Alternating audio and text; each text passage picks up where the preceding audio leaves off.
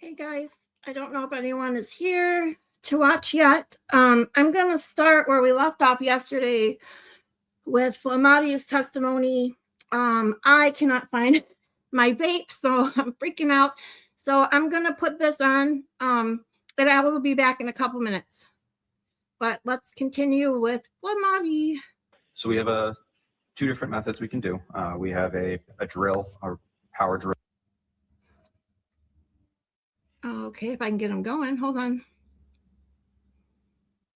That drills through the outer layer of the bone into and if any of the playback gets too fast today, please let me know. Material.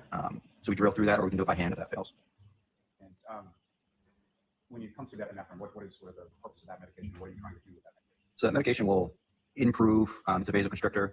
It'll cause the vasculature to constrict. All right, guys, I'll be right improve back. The quality or effectiveness on the cardiac muscle, cardiac vasculature, and cerebral area. So as far as the administration of epinephrine is concerned, is that something that's done once or more than once? And is there a protocol for that? So it's going to be serial every 3 to 5 minutes during the cardiac arrest to try and bring them over to the hospital. So it continues that entire time unless there's a rhythm change, or that can change our algorithm of how we approach the patient if there's a rhythm regain or return of spontaneous circulation. And so how many times or what times was the epinephrine administered via the IO to these girls? So I have epinephrine at 620, 625, 630, 635, 640, 645. And when was that first administered? Would that have been at some point when he was outside of the ambulance on the ground or in the ambulance or something? It would be dependent on transport time.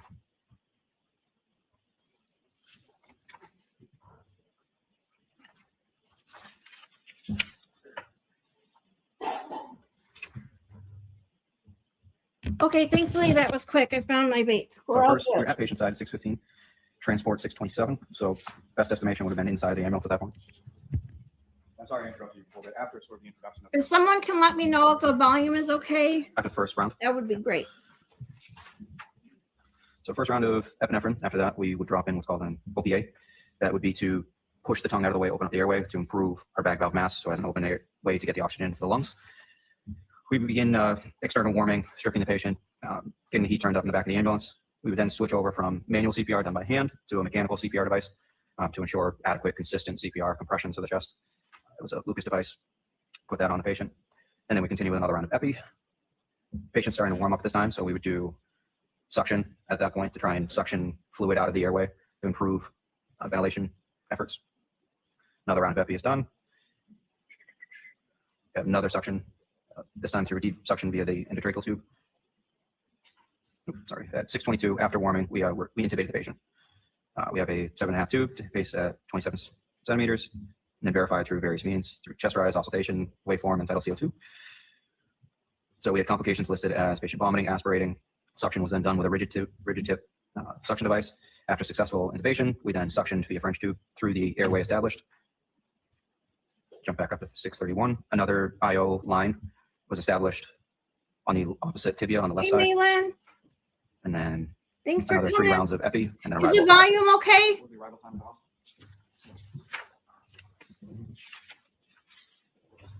At destination was 6:45. And what hospital was that again? I'm sorry. Good Samaritan Medical Center. The term that you use in your reports called, and I'll probably butcher this, but asystole, is that correct? Yeah, asystole is going to be a cardiac rhythm. Thank you. There's no electrical activity in the heart, and it's referred to as flatline. What, if any, observations did you make in your treatment diagnosis in regards to sort of key as far as asystole? So that was the rhythm he was found in. From initial rhythm, I have an EKG at 632 as asystole. So we basically observe that for any changes, whether it's increase of electrical activity, regain of adequate pulses, all that can kind of be hinted at with the cardiac rhythm. And then we would change our algorithm based on whether we go down the ROSC protocol or we continue down the cardiac arrest protocol. And whether it's on scene or it's in the ambulance, is there sort of a division of tasks or division of different skill that's being employed in patient care? So patient care will have to do with level of training and also proximity on the patient. Where you get into the ambulance is just logistically, if you have the training, it's not a huge open ER, it's a small environment. So we try and not have people jump over each other as best as we can. And if you recall, who was sort of doing what in relation to treatment of this patient? So in the back of the ambulance specifically? Okay, in the back of the ambulance, Tim Nuttall was managing the airway. I was the team lead that was kind of coordinating all of the interventions. Matt Kelly was assisting in gathering equipment, doing CPR before the mechanical device was placed on. Basically, they act as an assistant to hand equipment. Hold on, guys. Oh, place things sorry. in strategic areas around so we can actually work without having to go get those. Oh, physical good. I things didn't ourselves. switch. Now, My computer is not behaving today. Yes. Yes. What was it about sort of the condition of clothing that led to the removal of Hold on. So removal of clothing is actually pretty standard for any cardiac arrest, any traumatic injuries. We're basically trying to get further clues. This is all happening very quickly. So we're trying to get more. I wanted to see who was coming up today. So we're in the middle of we're in the middle of firefighter Blamati. Firefighter Kelly is next, and his is pretty short. Firefighter Frank Walsh is really short. And then we're going to get into Katie McLaughlin. I don't think, Katie McLaughlin and Gregory Woodbury. Let's see how far we make it. I am going live tonight too with Crispy Treat at 9:30. So I don't want to stream too long, so I get a little bit of a break. But we'll see how far we get. All right, back to Blamati. All right. More evidence of why are they here. We're looking for extremity injuries, crush injuries, bruising, anything that we could document, that we could pass on to the emergency room staff and doctors. So we would strip most patients. And as far as were you involved, first thing as far as sort of cutting the clothing and stripping patients? Yes. And on the removal of the clothing, what if anything did you observe as to sort of the condition of the clothing or texture of the clothing? Condition seems pretty well intact, but just wet and cold. And what if any relationship with the wet and cold clothing have to any of the diagnoses that you were running through in regard to this? It would really just be the exposure to the weather would be our biggest trigger off of that, or if you had protruding injuries through the clothing, compound fractures, things like that. The clothing was intact, but we knew it was wet, it was cold. So as we strip things off of him, we can see underneath basically if there are any not every fracture breaks through the skin, not everything causes obvious signs. So as we strip the patient, we can begin to further assess. Taking back just for a second to outside the ambulance, what if anything specifically were you able to observe with reference to any injuries Mr. O'Keefe sustained? Injuries are pretty tough to see outside of the ambulance just due to the weather, due to the lighting. We have seen lighting on the ambulance as well, but let me ask you this, as far as what any difference did you know between the lighting in the back of the ambulance versus when you were with Mr. O'Keefe on the ground? So he was still out in the weather at that point, so bleeding wasn't really obvious at that point. As soon as we get him into the back of the ambulance, then we start noticing hemorrhage from different areas of his body. And when you say hemorrhage from different areas, which areas? So mostly from his mouth, his eyes, nose. Yeah. And just to be clear for the record, when you use the term hemorrhage based on your training experience, what do you understand that? Bleeding, external bleeding. Now, you mentioned that there was some suctioning of Mr. O'Keefe's airway, is that correct? Correct. And what kind of thing specifically was suction from Mr. O'Keefe's? Suction from the airway was mostly blood, sputum. And as far as how much, what if anything you have to sort of measure how much blood was suctioned out of Mr. O'Keefe's airway?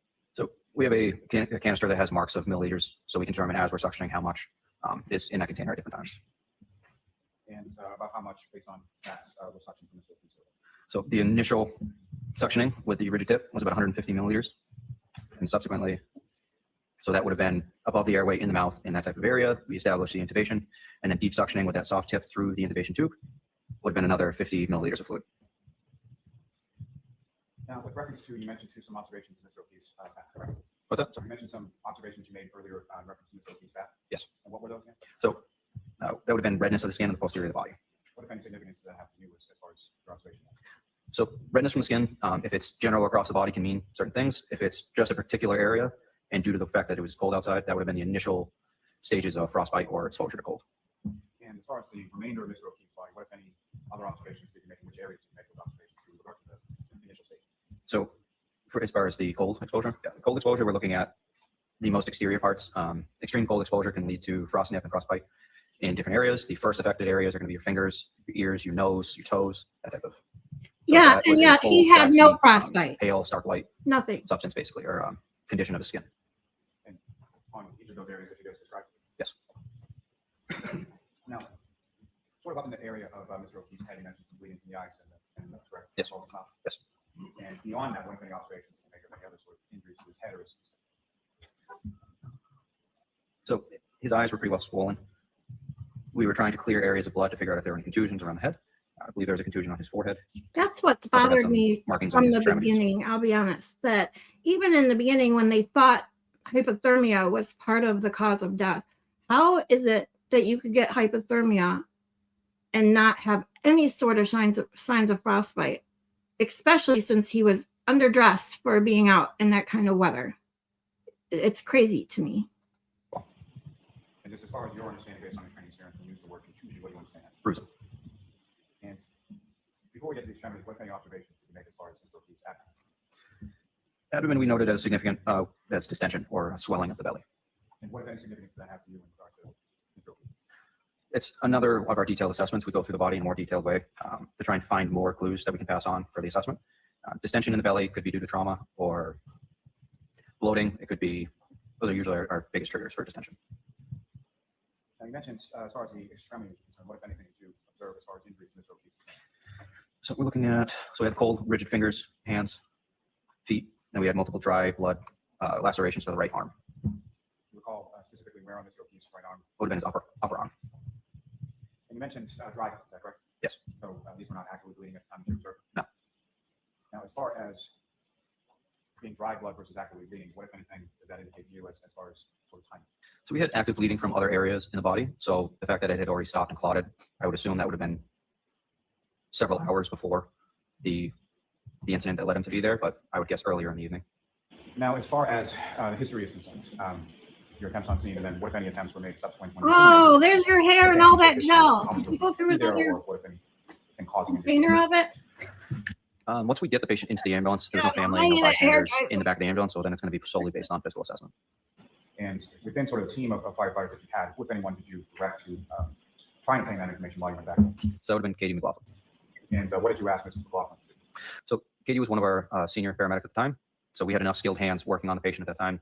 So to direct her, I wasn't able to get as much information and still had a skill to do or still had a task to do to run the cardiac arrest. So I directed Ms. Reed over to Katie to try and gather more information as to why they were there. If you could get any more information about who he was, events leading to the injury, how long he was down for, any type of information, and then move on to the patient at that point.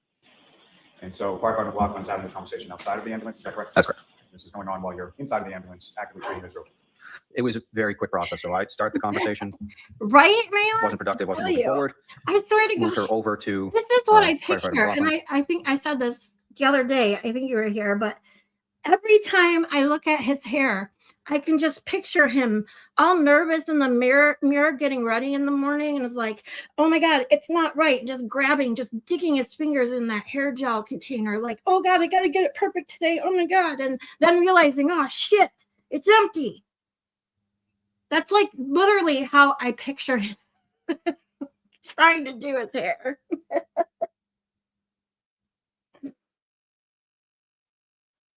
Continued on to the patient and then started treatment, moved the patient in, and then Katie came into the back of the ambulance to help.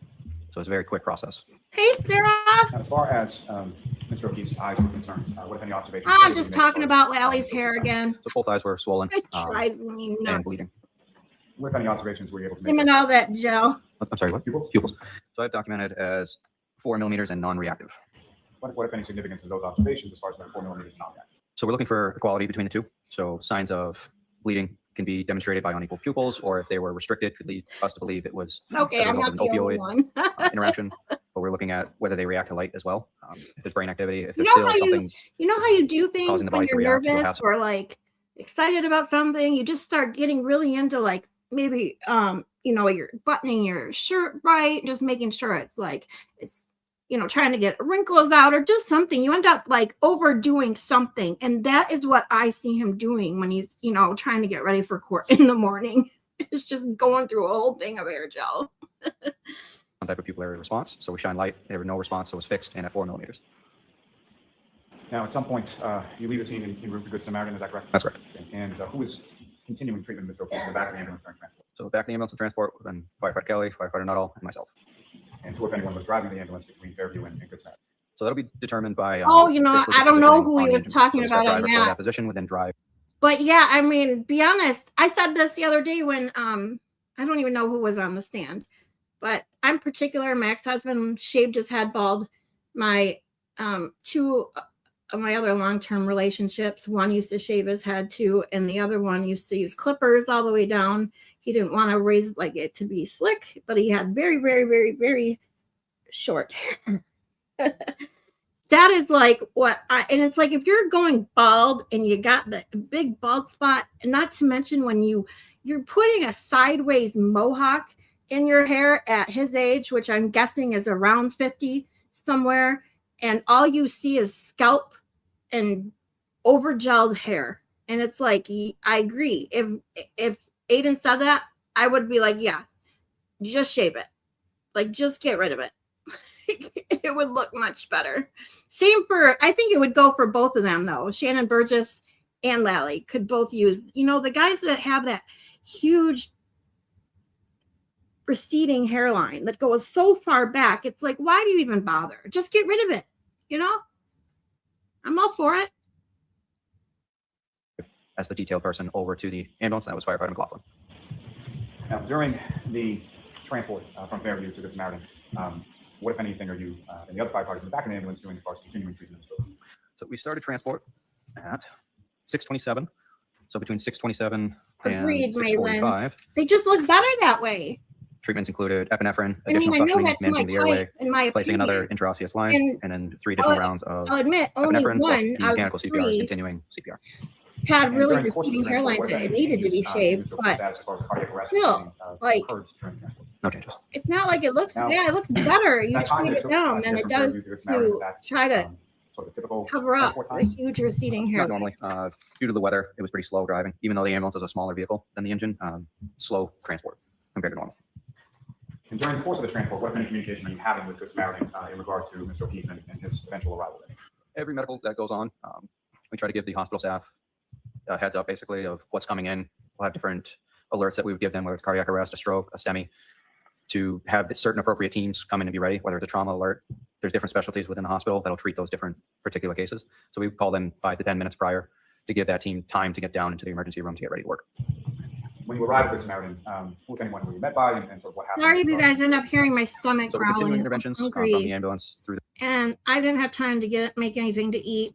And I bay don't into have the enough cold room. money to We order were then met by anything. registration, So it'll have to registered wait. nurse, and the doctor that took care of the patient, as well as a team of other assistants and CNAs. I just Where do you keep sort of hearing my consider stomach your growling, and I'm weakness like, or- oh, I wonder if they can hear that. Yep. So that's referred to as a transfer of care. So there's different people. Like I said, it's a team base where different people are in charge of different things. We'll have the nurse in charge that's in charge of documenting our interventions that have been done so far, time of down, the patient was down, and then she starts documenting all the different interventions that were done by the hospital staff as well. You also give a report to the Oh, doctor good. who's then Thank taking you, over as lead Maitland. for the cardiac Glad you arrest. can't. They're going to start issuing orders for I the don't patient need the treatment. next And then you have registration that will I get the don't need information to anyone, register the patient that they can tie all of making their fun interventions. of it, like, cry fart. My stomach doesn't sound like his fart was obviously a fart, and my stomach growling is obviously a stomach growling, but still. After seeing, Will had me laughing so hard again yesterday, doing that over and over. My stomach hurt so bad. I was literally crying from laughing so hard. I couldn't take it.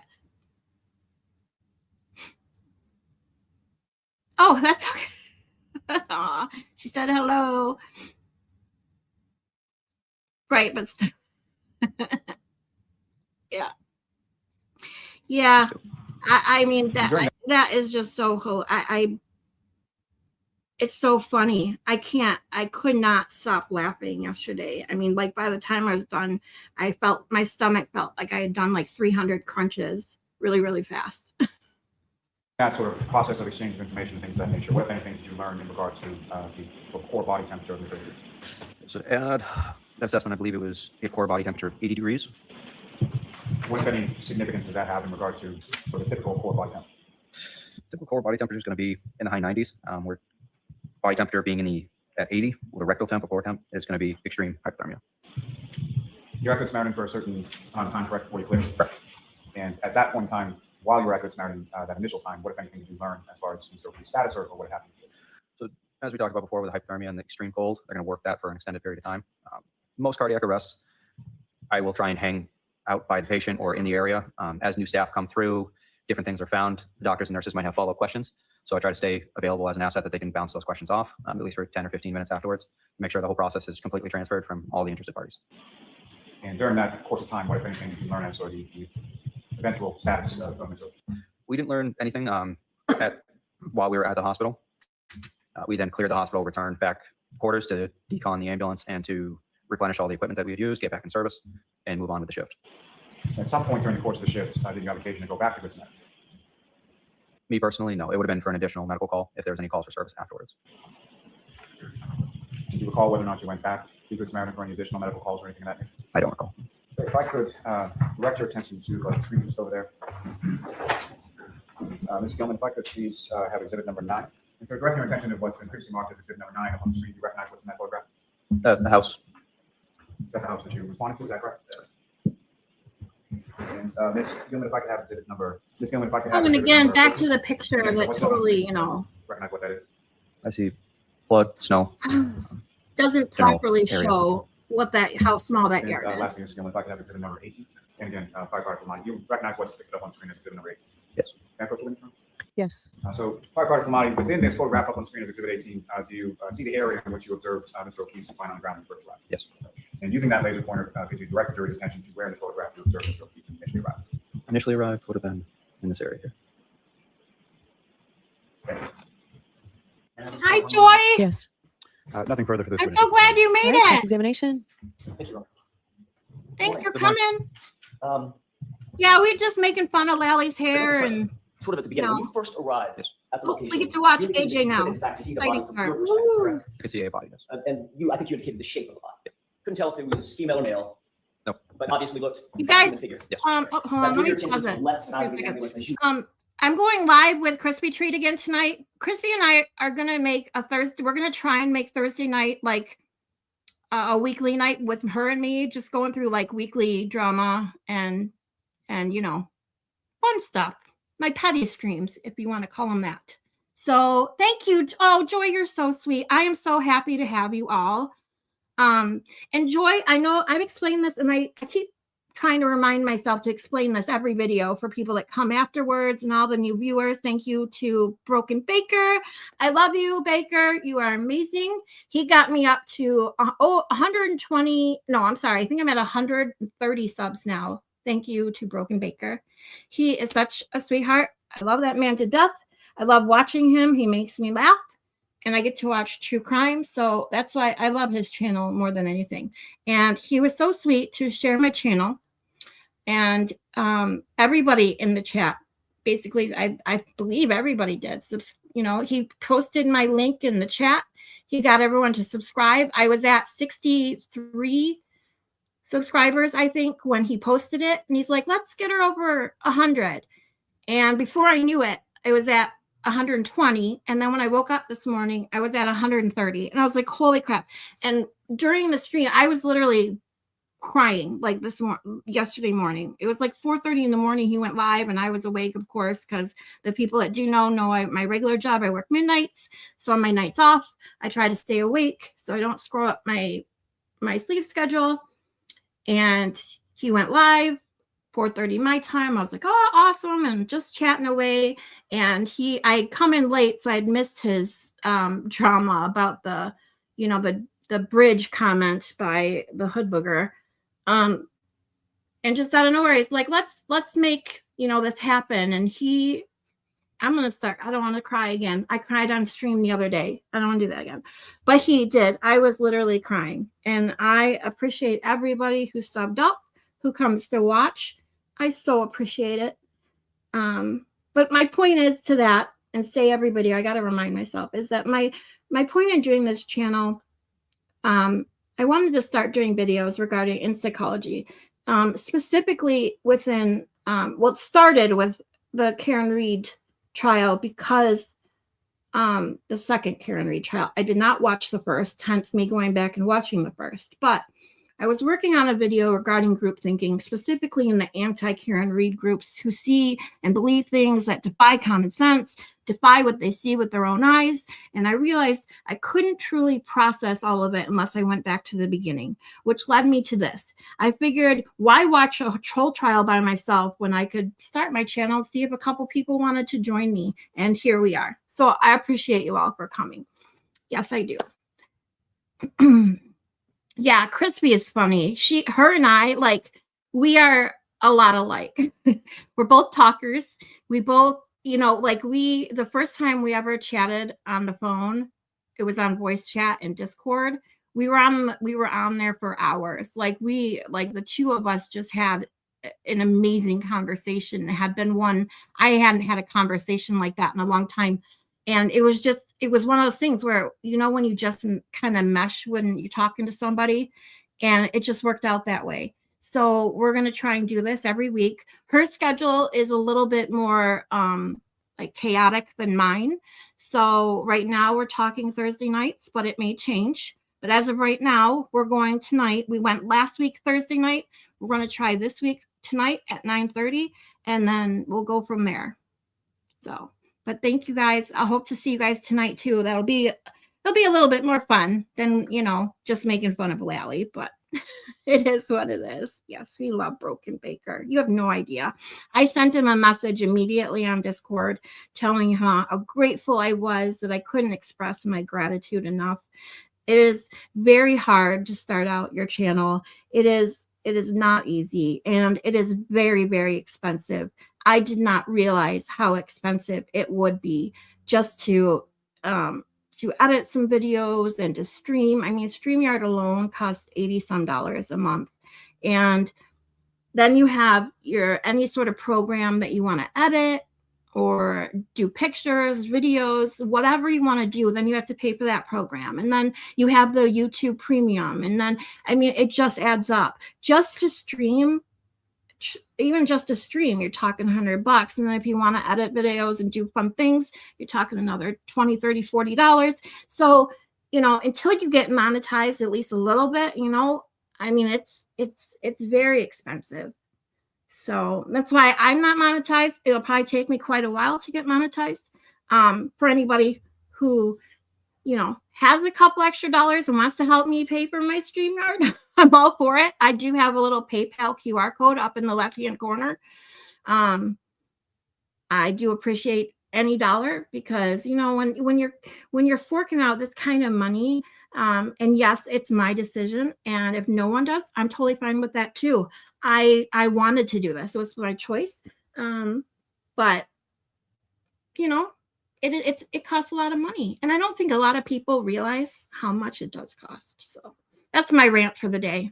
Anyways, let's see. You'll be at 1K before the end of, oh, Joy. Okay, bless your heart. Well, I'm trying. I get in people's chat, and you know, I've been around the chats for the last, you know, 6 to 8 months, and I'm trying to network a little now that I've started my own channel. But it's not easy, because everybody else everybody else that I watch has tons and tons of, you know, lives. They always go, you know, like Will goes live whenever he wants, and Aiden has specific times, and I don't want to step on anyone's toes. And it's hard. I'll be honest. It's a lot harder to, well, no, I figured getting watchers, you know, getting viewers would be hard. I never thought that would be easy, but it's hard to manage when you want to stream, and a good time to at least get the viewers, you know, the people that have subbed to you, because, you know, there's other content out there that's obviously, especially this, it's more interesting than rewatching a trial that you may have already seen, you know. Yes, you need Canva. Yeah, it is very expensive. I'm using Canva right now to do my thumbnails.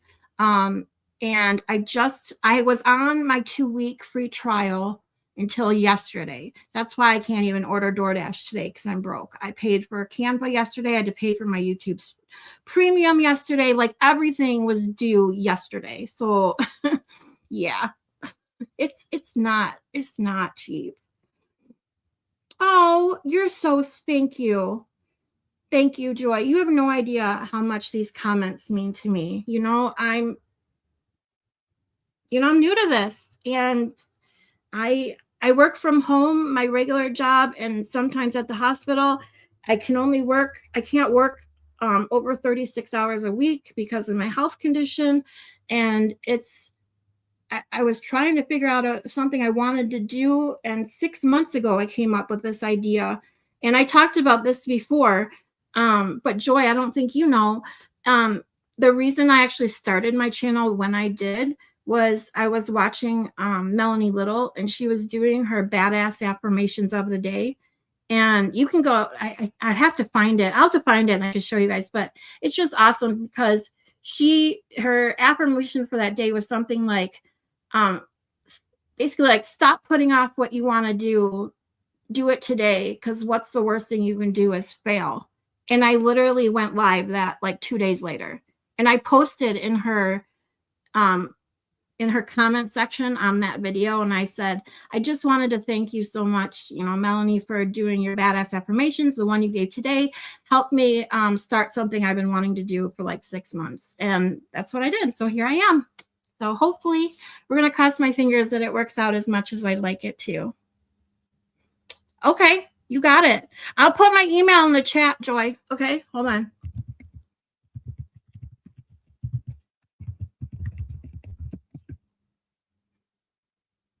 There's my email. If anyone wants to email me, feel free.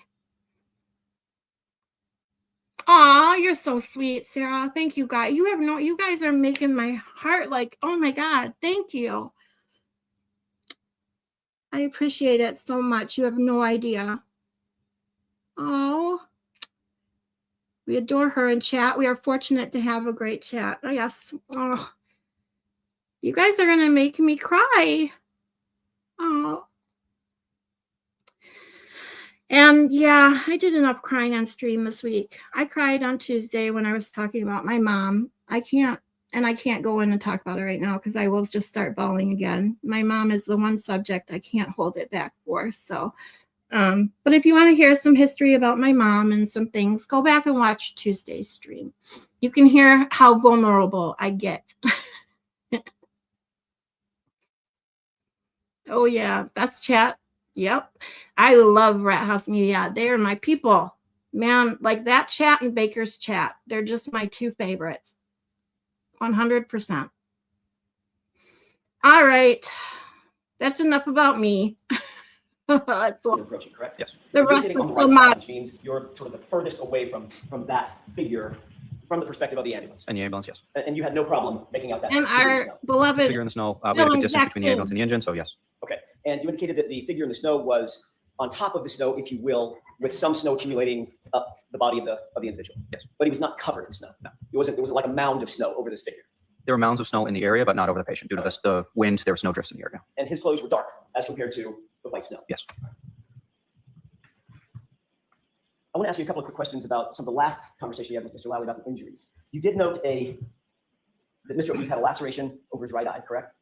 Over his right eye. Over his right eye. There's a contusion over the eye. Okay, and your definition of a contusion is? Bruising. Was it also swollen? There was swelling around the eyes and a little bit of contusion and bruising around.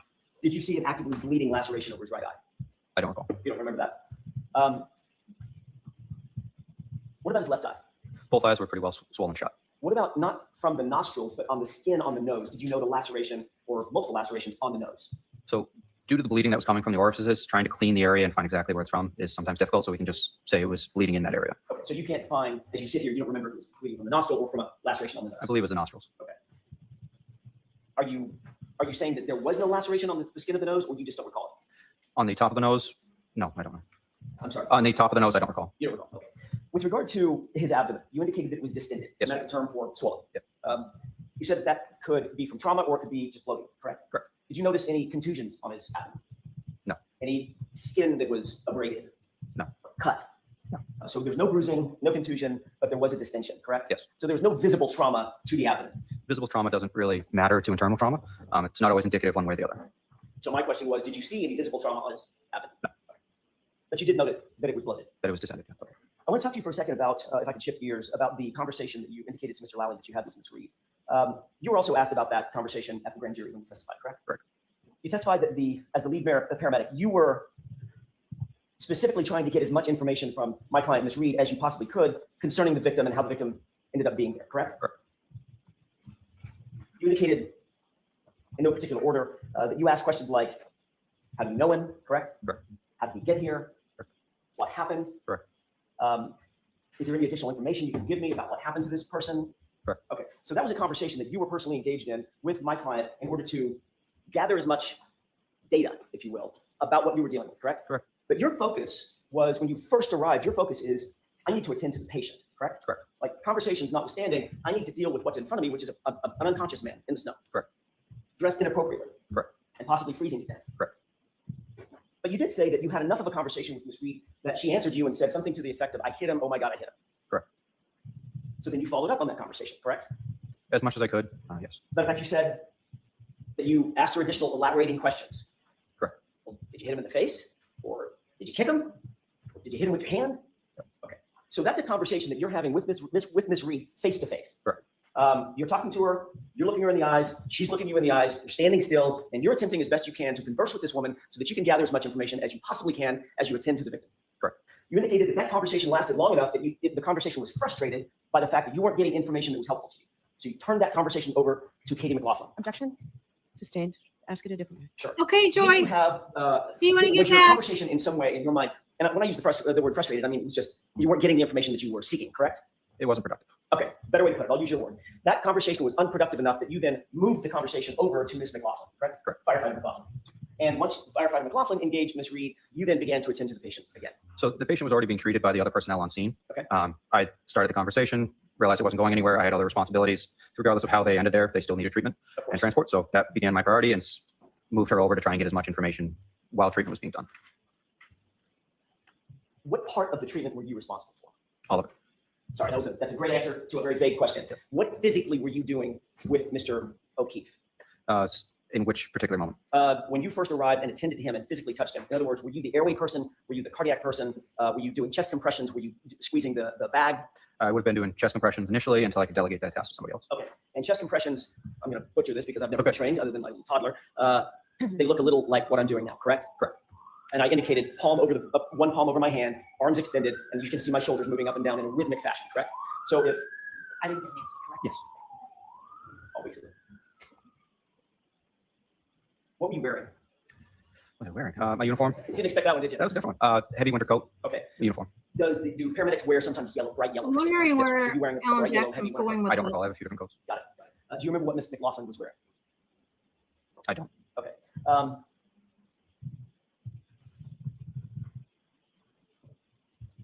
That conversation that you had with Ms. Reed at the scene, that had to have lasted, I'm not guessing it was very long, but it had to have lasted a minute At most, yeah. at most. Once you finished your conversation with Ms. Reed, did you then start attending specifically to the chest compressions and the high-level CPR that we've heard so much about from your colleague? Yes. As you're doing the CPR on the scene, that high-level CPR, high-quality CPR, was Mr. O'Keefe then moved to the scoop, which would then facilitate getting him on a gurney. Correct.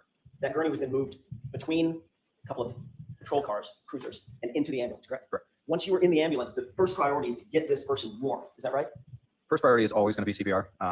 The secondary would be getting them warmed up. Okay. So obviously, when you got into the ambulance, you can shut the doors. Correct. There's a heater on in the ambulance. Yes. You never came back out of that ambulance after you got Mr. O'Keefe into the ambulance, did you? No. Okay. And you were in there with firefighter Nuttall at the time, Nuttall and Kelly. and firefighter McLaughlin was outside the ambulance doing whatever she was doing. Initially, and then she came in afterwards to assist. Obviously. Yeah. And did I hear you correctly? When firefighter McLaughlin got in the ambulance, she took over the driving responsibilities? So there's two different compartments. They're not connected. There's a little window between the two areas. So she assisted with interventions in the back. And then after we had established everything we needed to on scene to begin transport, she then got out and then started driving. Got it. Thank you. I'd like to play, but first I'd like to have marked, I think it's already been marked, Exhibit 379. It's a video, a snippet of a video. It's probably 3 minutes long. It's not that long. I'd like to play that portion of the video for you. And when it's done, firefighter Nuttall, sorry, I'm looking at the wrong notes, firefighter Flamati, which is not that easy to say. Did a great job. I'm going to ask you to show me exactly where on the video, if you can, that you had this conversation With the laser pointer. with my client. Yes, you can use the laser pointer as you wish. This is just to orient you, if I may, Your Honor. The top, let me see if I can do this. There we go. The top is a dash cam from one cruiser. So I'm gonna see counsel at sidebar for a second, please. Oh, Jesus. What's the problem? For this, until we pause it, I'm going to ask you to focus your attention on the top dash cam video. Go ahead and play that. Can you pause it? Does anyone know who said? Actually, I need to see counsel at sidebar again. I don't know. I don't think I've ever known that. Folks, we'll take a 15-minute recess. What the hell is Auntie Bev's problem with this video? It's from the cop car. You are muted. Can you play it? Yes, I'd like to see it.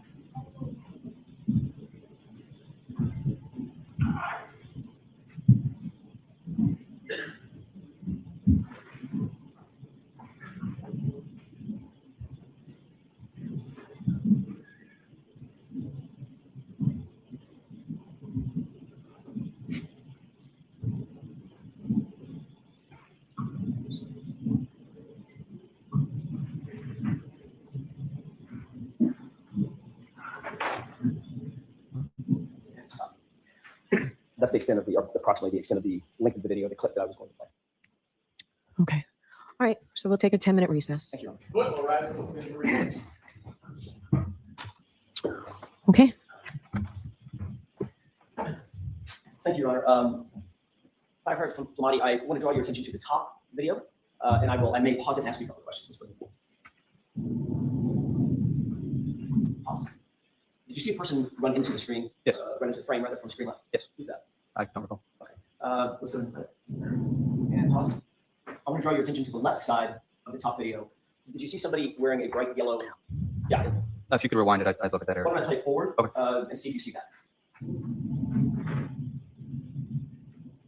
Yes. Pause. And do you recognize that person? I see a yellow jacket. I can't tell you who it is. Based on your memory, have you seen this before, by the way? No. Based on your memory, is that the approximate position that Mr. O'Keefe was in when you or your colleagues made contact with him? Approximately, I'd say a little bit more to the left. That would be my guess. Okay. Go ahead and play.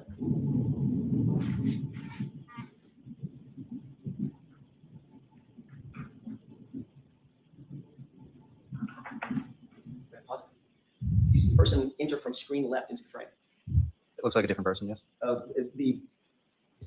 That person right there looks like a long-haired female. Yeah. Does that appear to be my client? From this angle, I can tell you. Go ahead and play it. Pause. You see a person wearing yellow right there on the left side of the screen. If you're telling me that's the person, sure. Yes. No, he's not telling you. So ask the question. If you don't see it, you don't see it. If you do, you do. can't Oh, tell what that shade is. Sarah, Can you you know, take a I look? haven't been, Your eyes focus there on are that, so you can see some, it. yes, as well as, here, you know what? I want to play something if you're interested. Loophole lawyer, unless, loophole lawyer doesn't care if you share his videos, I don't think so, because he wants to spread the word. They have new, they have the full version of the waterfall video as well, and it was enhanced, and you can see something that no one saw until now. I'm going to show you guys. Hold on. Yeah. I'm still going through some of the Google Docs. I've been through all of the PD, the phone calls to and from the PD department. I've been through a lot of the documents. I did not go through the waterfall or McCarthy's video myself, but I have watched Loopholes videos. But I'm going to play this one for you guys because it's crazy. Hold on one second. Good morning.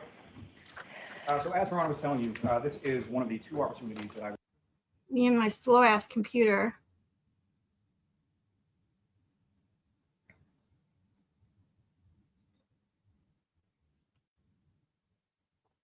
get to address. The Shut up, first- Lally.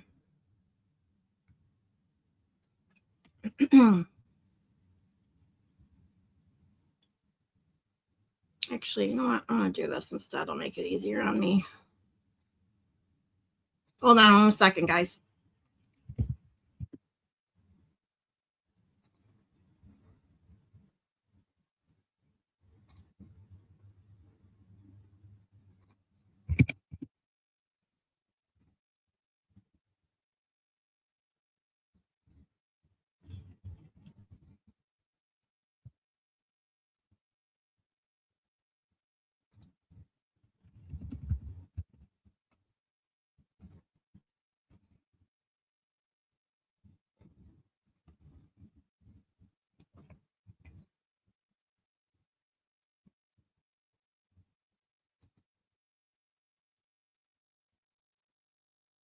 This one. Here we go. This is the one, right? Yep.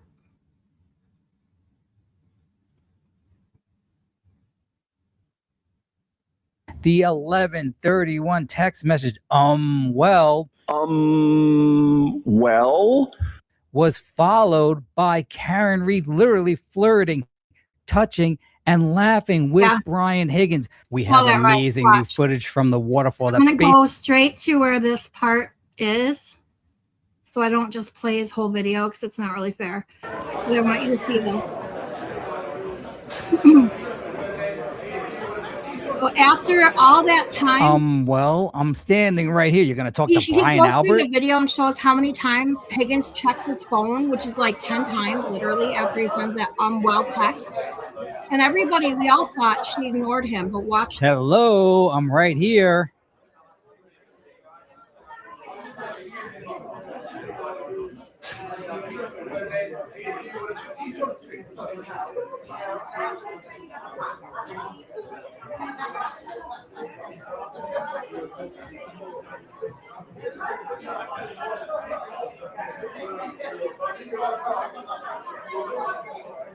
And there it is. After all this time, Karen Reed playfully pushes Brian Higgins' arm while laughing and looking straight into his face. She definitely acknowledged him He was at that flirting bar. with him And at this that session. changes everything. Weird. All the questioning by Alan Jackson with regard to whether or not Karen Reed ignored him at the bar is completely irrelevant. Clearly, she did not ignore him. And clearly, Right, Higgy Bear Joy? said he didn't feel ignored. Yeah, do you see? The Brian Albert, he's 11:31 text message. Higgins out, like, 3 Well, minutes. Well, was followed by Karen Reed literally flirting, touching, and laughing with Brian Higgins. Most likely the defense No. never saw this, and perhaps Crazy, isn't Karen it? was too drunk to even recognize she did this, but clearly she was flirting and acknowledging Brian Higgins after that unwell text.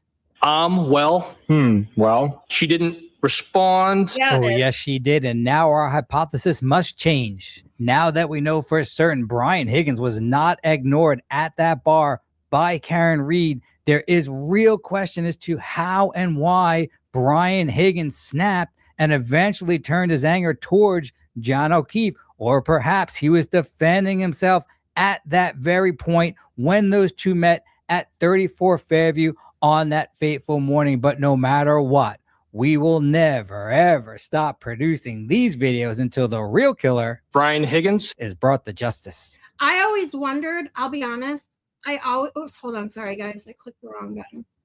Hold on. Shut up, Lally. I'm not pausing him, you won't shut up. There we go. Okay, so I always wondered,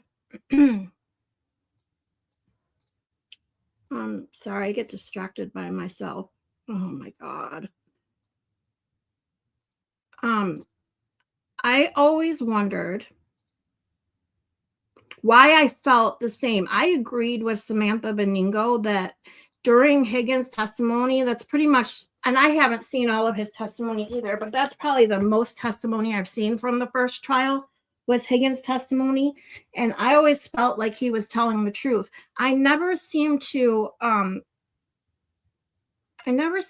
think he was lying regarding being ignored. And I tried, and that's why I went over Higgins and John's texts last Thursday night with Crispy. And I'm trying, I don't know if they've released all of Karen and Higgins' texts. I haven't looked for those yet because I want to go through those next, because I still am going back and forth regarding that last text of Karen to Higgins, that it's just the 2 words, John's dead. And the fact that he doesn't respond at all, no, nothing, no, oh, I already know, I'm so sorry, or oh my God, I can't believe it. Nothing is more telling to me than anything else. But I wanted to see all of their texts prior. So I know I'll get to see some of them in this trial, which I'm kind of anxious for, so I can kind of evaluate that. But that was one of the biggest things for me, biggest things from all the text messages and learning that John and Higgins were friends for months prior to this. And then the silence between Higgins and John after the supposed kiss or whatever. And that's where I'm anxious to get in this trial, is that testimony, so that I can really reevaluate what my thoughts are already on that. Because I can't really give a full evaluation until I see it.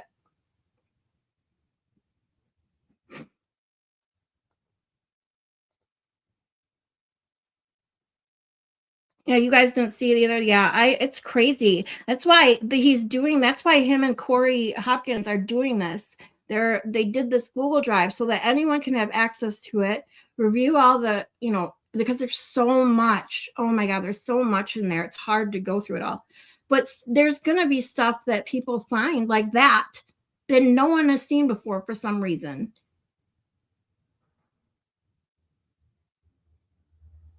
Thanks, Joy. Yes, please hit the like and subscribe and share if you know anybody else that hasn't seen the trial or would want to come watch it with us and, poke a little fun at Lally. All right, let me get what's his face back on.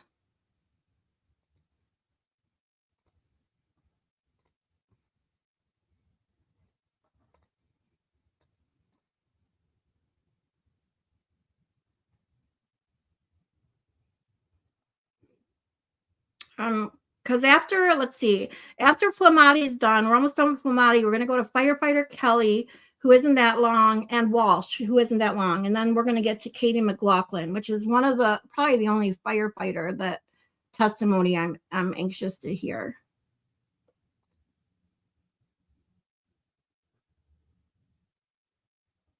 But I need to take it all in.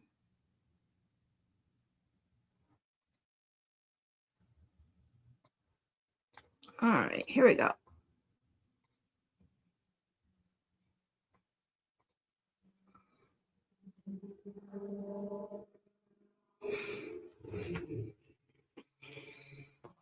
If anyone wants to help me order a pizza, they can donate to my PayPal.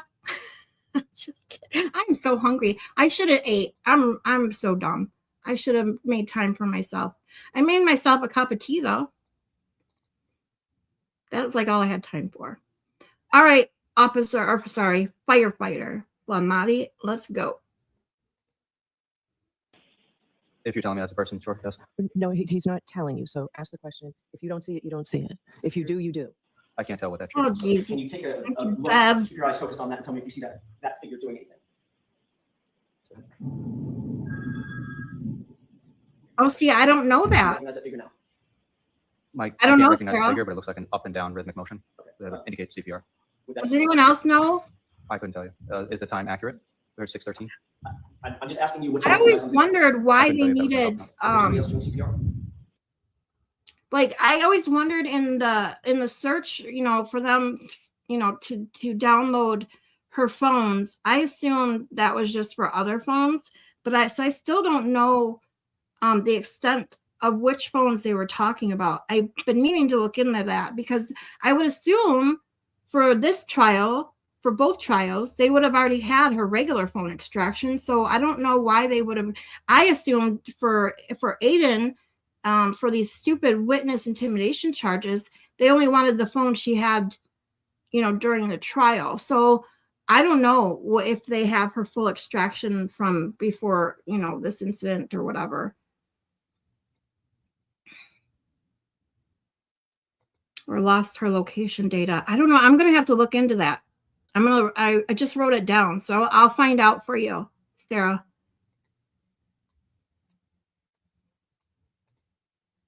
Multiple people rotate through CPR, so yes. Who is responsible for doing the chest compressions?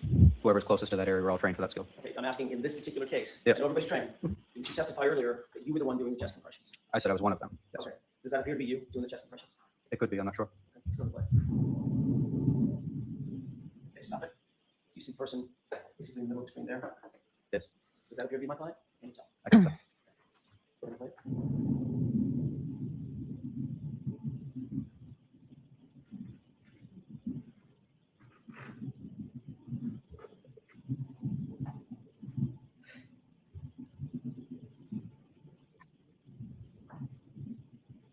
How's that? You see individuals entering from screen right? Yes. Who does that appear to be in the yellow jacket?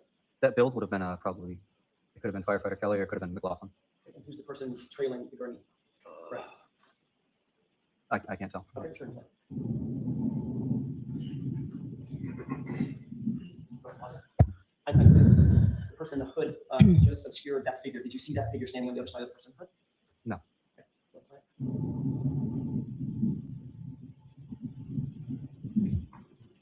How's that?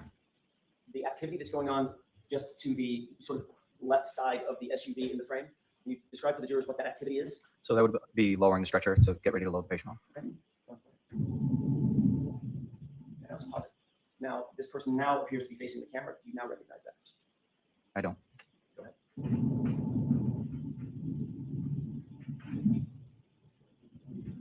Pause. Can you focus your attention on that individual in the yellow jacket? Yes.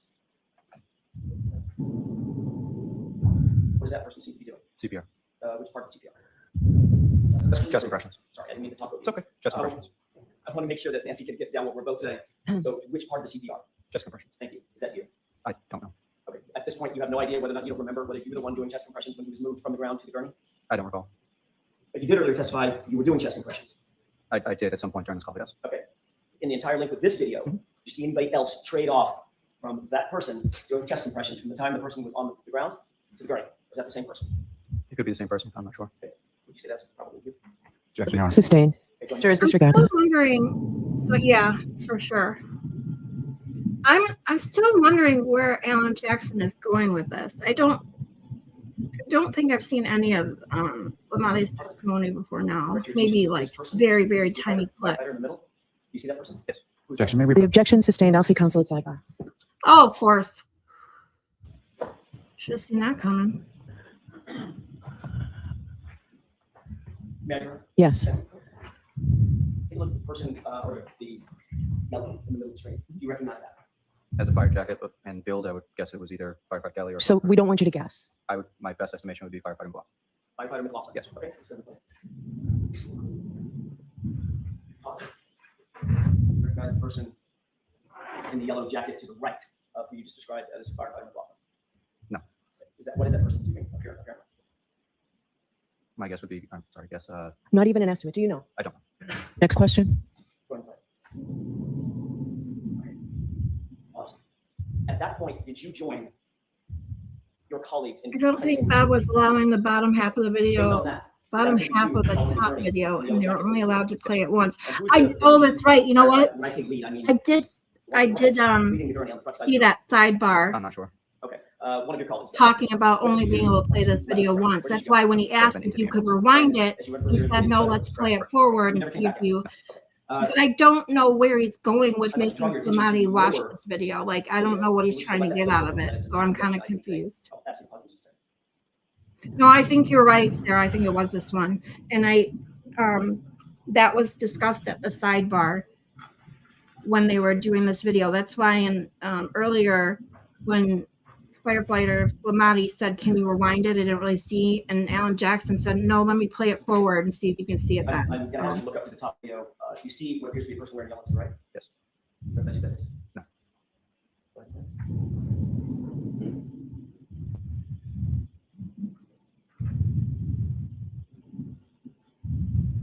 So I'm assuming this is the exact same. Oh yeah, I have the timestamps on there. Okay, so they're watching Officer Good on the bottom driving to the scene, and then through Officer Seraph's dash cam, they're watching what's happening on scene. What appears to be a vehicle in the So middle of the I'm screen. still, What is that? that's why I'm so confused on what he's getting to here. That's the ambulance that you took Mr. O'Keefe to? Yes. Doors are closed? Yes. Are you in the ambulance at this point? I'm not sure. Well, this was, let me just ask it a different way. This was running continuously. Yeah. You don't know if you're in the If you wanted to take ambulance? Mr. O'Keefe What? To the ambulance, would you have gotten in the Are you ambulance? fucking serious? You just said that? I don't recall. Well, I mean, you're not standing outside the ambulance. So if you know the answer. I don't know. Next question. But whether you're in the ambulance or not at this point. At this point, What? Would you have gone anyplace else when you left the frame? could have been to gather equipment, but for certain, I don't know. Where would Mr. O'Keefe have been? Been in the You just, where else would you have gone? Would see, here we go with he was doing fine with his testimony. He didn't seem any like nervous or like deception. And I didn't see any really from his testimony, but here we are. Where do you think you went? What the fuck? Why can't you say, yeah, I'm pretty sure I did, because there's nowhere else I would have went. Oh, okay. Got you, Sarah. Thank you. Okay. So I get it now. So he's saying like, if he says, I heard this, he's trying to prove that firefighter Fomati was already in the ambulance. And if that's the case, he obviously didn't hear shit. And now he's saying, well, I don't know if I was already in the ambulance. Like, where the fuck else would you be?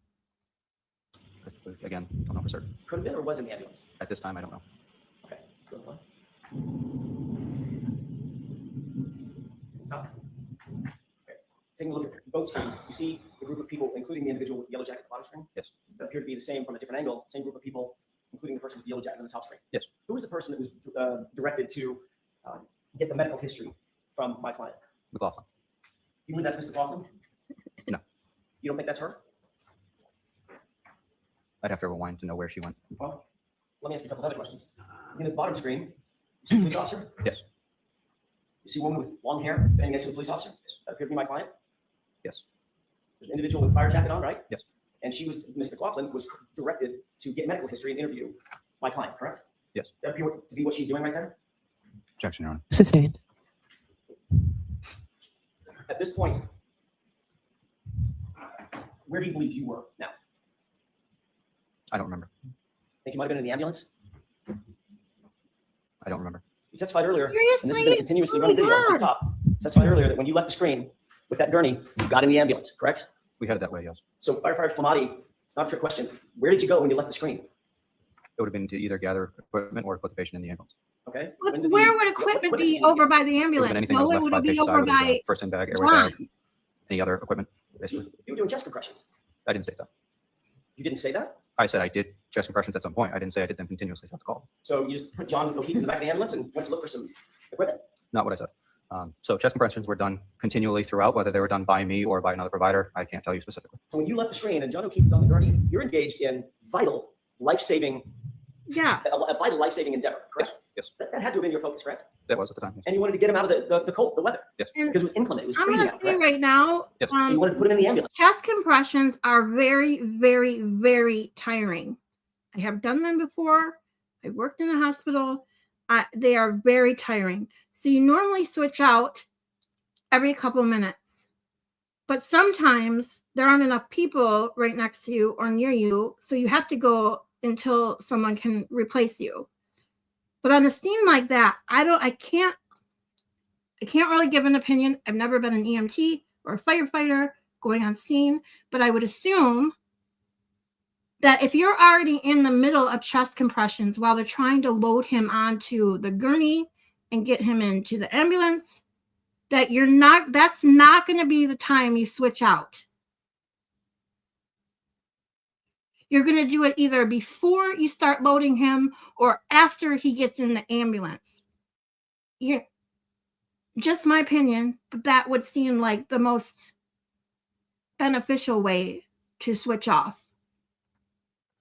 Ambulance, right? And you wanted to continue CPR because in your words, you testified on direct examination, you believe that there might be some viability left. Yes. So CPR and life-saving measures were absolutely vital at that point. Yes. You didn't go find equipment, you got in the ambulance, didn't you? Yes. So at this point, you're in the ambulance. He did? correct? Holy shit. So he just said yes, right? Okay, so after like 10 times of saying, I don't know where I went. Now he says, well, yeah, I did go in the ambulance. After pointing out the fact that you wouldn't be going and switching off and going to search for equipment if you're in the middle of fucking chest compressions. Wow. At this point, I don't know. You indicated you never got back out of the ambulance after you got in, correct? I don't believe so, no. Way to go, Alan Jackson. Did you see any place in that video where you had any sort of detailed conversation with my client? No. Did you see any place in that video where you engaged my client and said, how'd you get here? What happened? And she said, I hit him. And you said, how'd you hit him? All the stuff that she testified earlier to. I didn't see that in the video, no. You indicated in a police report during an interview that you had with Yuri Butnik on February 8th.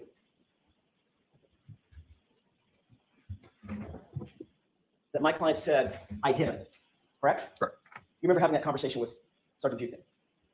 I don't recall the conversation, but I'm trusting that your records are accurate. Is it true that during that conversation, you indicated to Sergeant Butnik that, quote, Katie spoke with Karen Reed. Katie is Katie who? McLaughlin. Katie spoke with Karen Reed, collecting medical history for the victim, and was also told by Karen that the last time she saw the victim was 1 a.m. that morning. That is when Anthony, who's Anthony? Would have been myself. That is when Anthony heard Karen say, I hit him, I hit him. Is that what you told Sergeant Buchanan? I don't recall. Does it appear that this is the time, firefighter Flamati, that Katie McLaughlin is getting a medical history from my client, or attempting to? I can't tell from the video. You do know, however, that during this time, you're in an ambulance, probably 30 or 40 feet away, with the doors closed. I don't know. You Oh, certainly don't see yourself in that frame. so now we're back to I don't know. Are you fucking serious? I'm sorry. I swear a lot. If you guys are new to my channel, I can't help myself. But seriously, what is with these people and non-committal to any of their statements? He does look terrified now. He looked totally comfortable in the beginning of his testimony. He wasn't saying, oh, I don't know. He had nice answers. He even made a like joke when Alan Jackson said, about his name. He's like, no, you did great. And now he's like, fuck, I was non-committal. And then I committed to yes, but I got to go back to no, I don't know. Shit, what do I do? That's what I see on his face right now. Yes, I think I have some, hold on. Yeah, I think I have some noises on here, but I haven't really learned how to use them. Here. Do you hear that? Oh, there we go. That's a drum roll.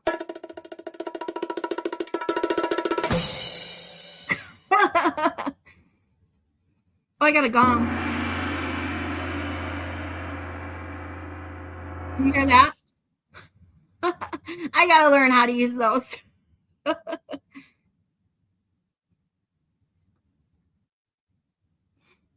All right, let's see what he's going to say to you next. So we're back to the I don't know. It was I don't know where I was. I don't know where I could have fucking went. Yep, you got me. I was in the ambulance. And now we're back to I don't know. Wow. Good. If we're done with the videos, can we take it down, Of please? course, yes, I think we are finished. Thank you, Madam.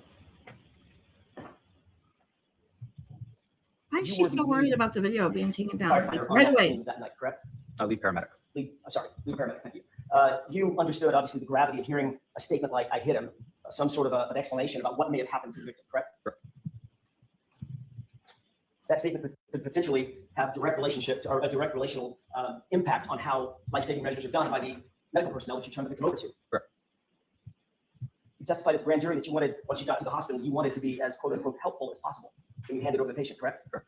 Thanks, Sarah. You said you actually stayed with Good Samaritan for an additional 10 to 20 minutes, which is your habit. That's the first time I used them, so I didn't know. To the medical intervention team, correct?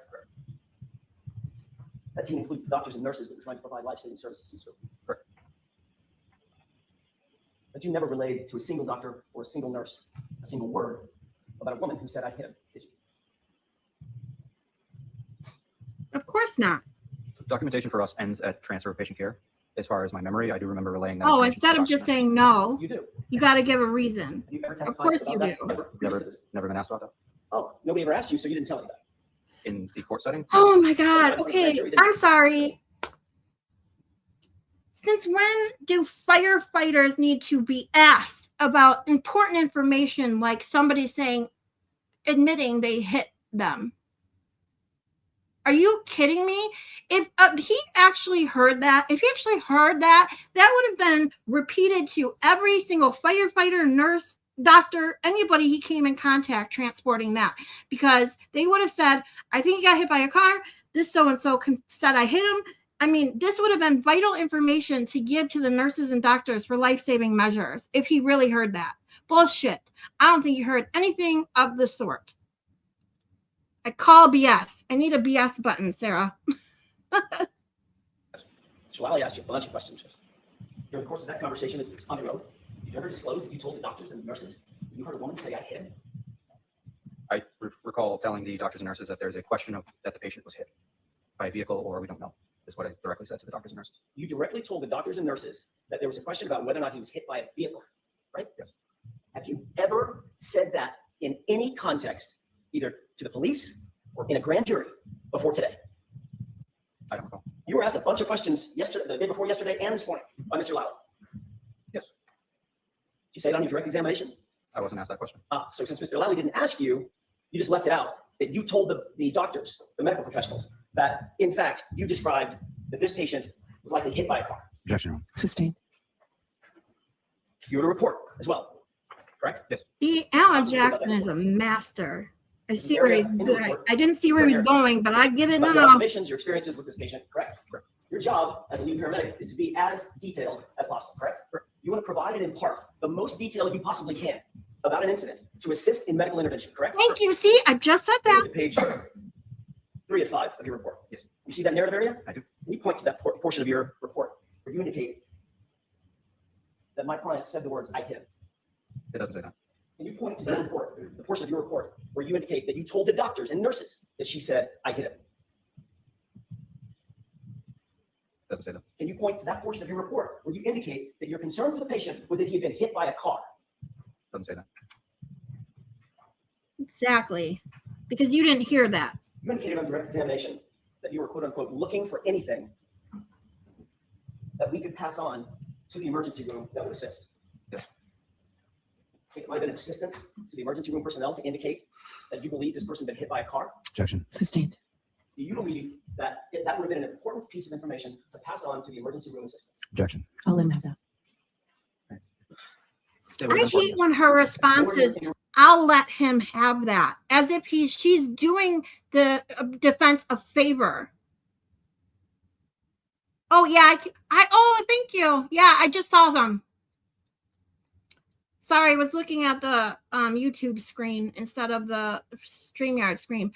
Put a couple more up. Let me see if I can see them again. I swore I just saw some, but then I didn't. So put one up or put up anything. Yeah. I always wondered that too, but I'm pretty sure you can. I don't see any now. Hold on.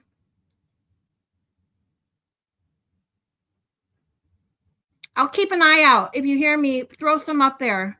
So I don't see any now. I thought I did when I moved the screen, but maybe that was just my eyes deceiving me.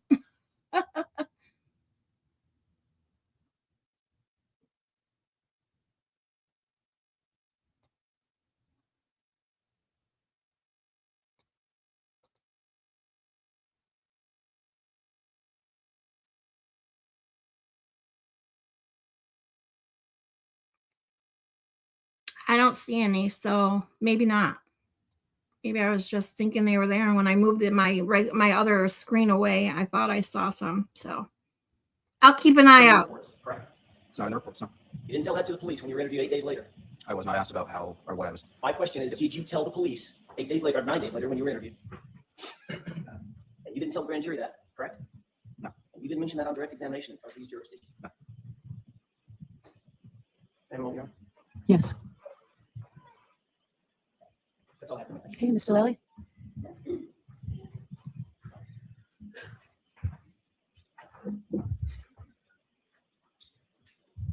Firefighter Money, you have been asked some questions about the observation you made of Mr. O'Keefe's abdomen being standing there.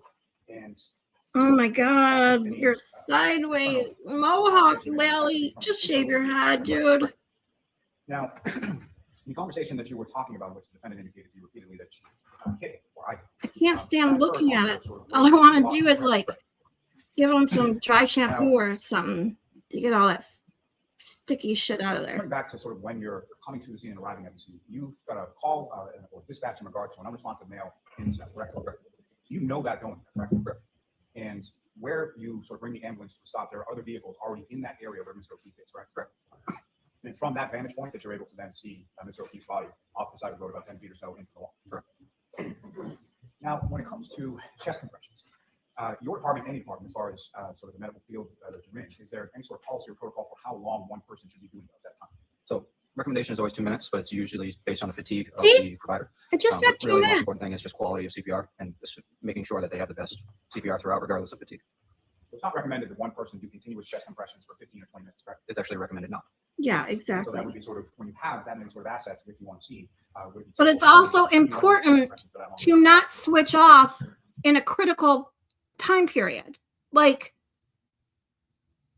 when you're trying to load them, like you would do it right before you loaded them so that the person getting on the gurney to continue their chest compressions would just stay on the gurney until they get in the ambulance or until, you know, they start going or when they get too tired. You would not, like, in the middle of from the gurney to the ambulance say, oh, I'm going to get off the gurney now. Get back. You get up on the gurney. I'm going to go get equipment. Like, it makes no sense. Yeah, he definitely looks uncomfortable. He did not look uncomfortable to me anyway until he ended up having to say, yes, I was in the ambulance. And then he jumps back to, I don't know if I was in the ambulance. That is right when he had to say, yes, I was in the ambulance is when he started to look uncomfortable. Like, oh shit, I just committed to the fact that I was in the ambulance, which totally defies the fact that I could have heard her say this. Yeah, he blew it. The videos that you were showing up on the screen, have you ever seen either of those videos? No. So you have no idea as far as the times, whether they're accurate, correct? No clue. And whether the videos are synchronous, you have no idea about that either, correct? No. The conversation in which you heard the defendant say, I hit him, and the conversation that Firefighter McLaughlin had in which the defendant told her, I hit him, those are two separate conversations, correct? Correct. Happened two different times, two different locations, and you weren't even present for Mr. McLaughlin's statement, correct? Correct. You did, when you were interviewed by the trooper and when you testified before the grand jury, you indicated in both instances that the defendant said to you, I hit him, repeatedly, correct? Correct. Yeah, Now, really is you ask obnoxious. questions Dude, about what you relayed to the hospital staff, that what you're testifying to. that's a whole different. I need to You like. indicated in that. I could do a whole video already just in his on his opening bullshit. And so from your conversation. His opening was so confusing, bringing up people, these jurors who know nothing about the case. They don't know who these people are. And he literally mentioned like 70 people's names. Like they're going to remember Due to the any of proximity of this the shit. patient to the roadway and the vagueness of the statement. So proximity to the roadway and the fact that she stated, I hit him, the red flag of him being underdressed and not. People don't just lie down in the snow in a blizzard. So how he got there, we're not sure. So we're trying to figure out what happened, but due to the proximity of the roadway, that was our first Really? explanation. People don't just lie down in the snow in a blizzard? Really? All right, May I, Your Honor? a couple questions.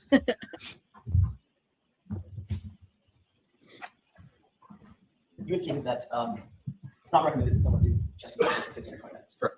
You saw the video. Correct. That video was about 3 minutes. Yes. It appeared that the same person that was doing chest compressions at the beginning of the video continued doing chest compressions all the way through. I don't know. You just watched the video. I can't tell you for certain which personnel. We all have yellow coats, so I can't tell you if somebody swapped. I don't know. It appeared to you in watching that video that the person that started on the chest compressions on the left side of the screen continued all the way through up to the scoop, up to the gurney, and off screen doing chest compressions. Objection. Sustained. What?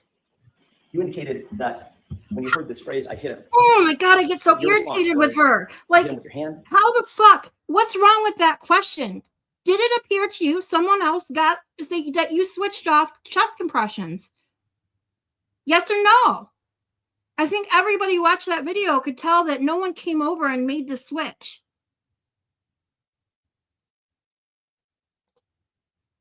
Right? Yes. Did you kick him? Yes. Did you punch him? Yes. That's what you previously testified to, correct? Yes. Nowhere in that conversation did you ever suggest that you hit him with your car.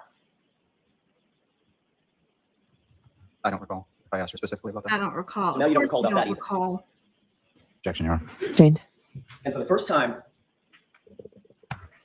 in any forum, you're telling this jury that you then thought, based on that conversation that was attended to the video that we just watched, Mhm. you believed that Mr. O'Keefe had been hit by a car and that she said she did it. I did not say that. So what? Am I allowed to respond? Yes. So I left it open-ended to the staff of the hospital that these are both possibilities of what happened to the patient.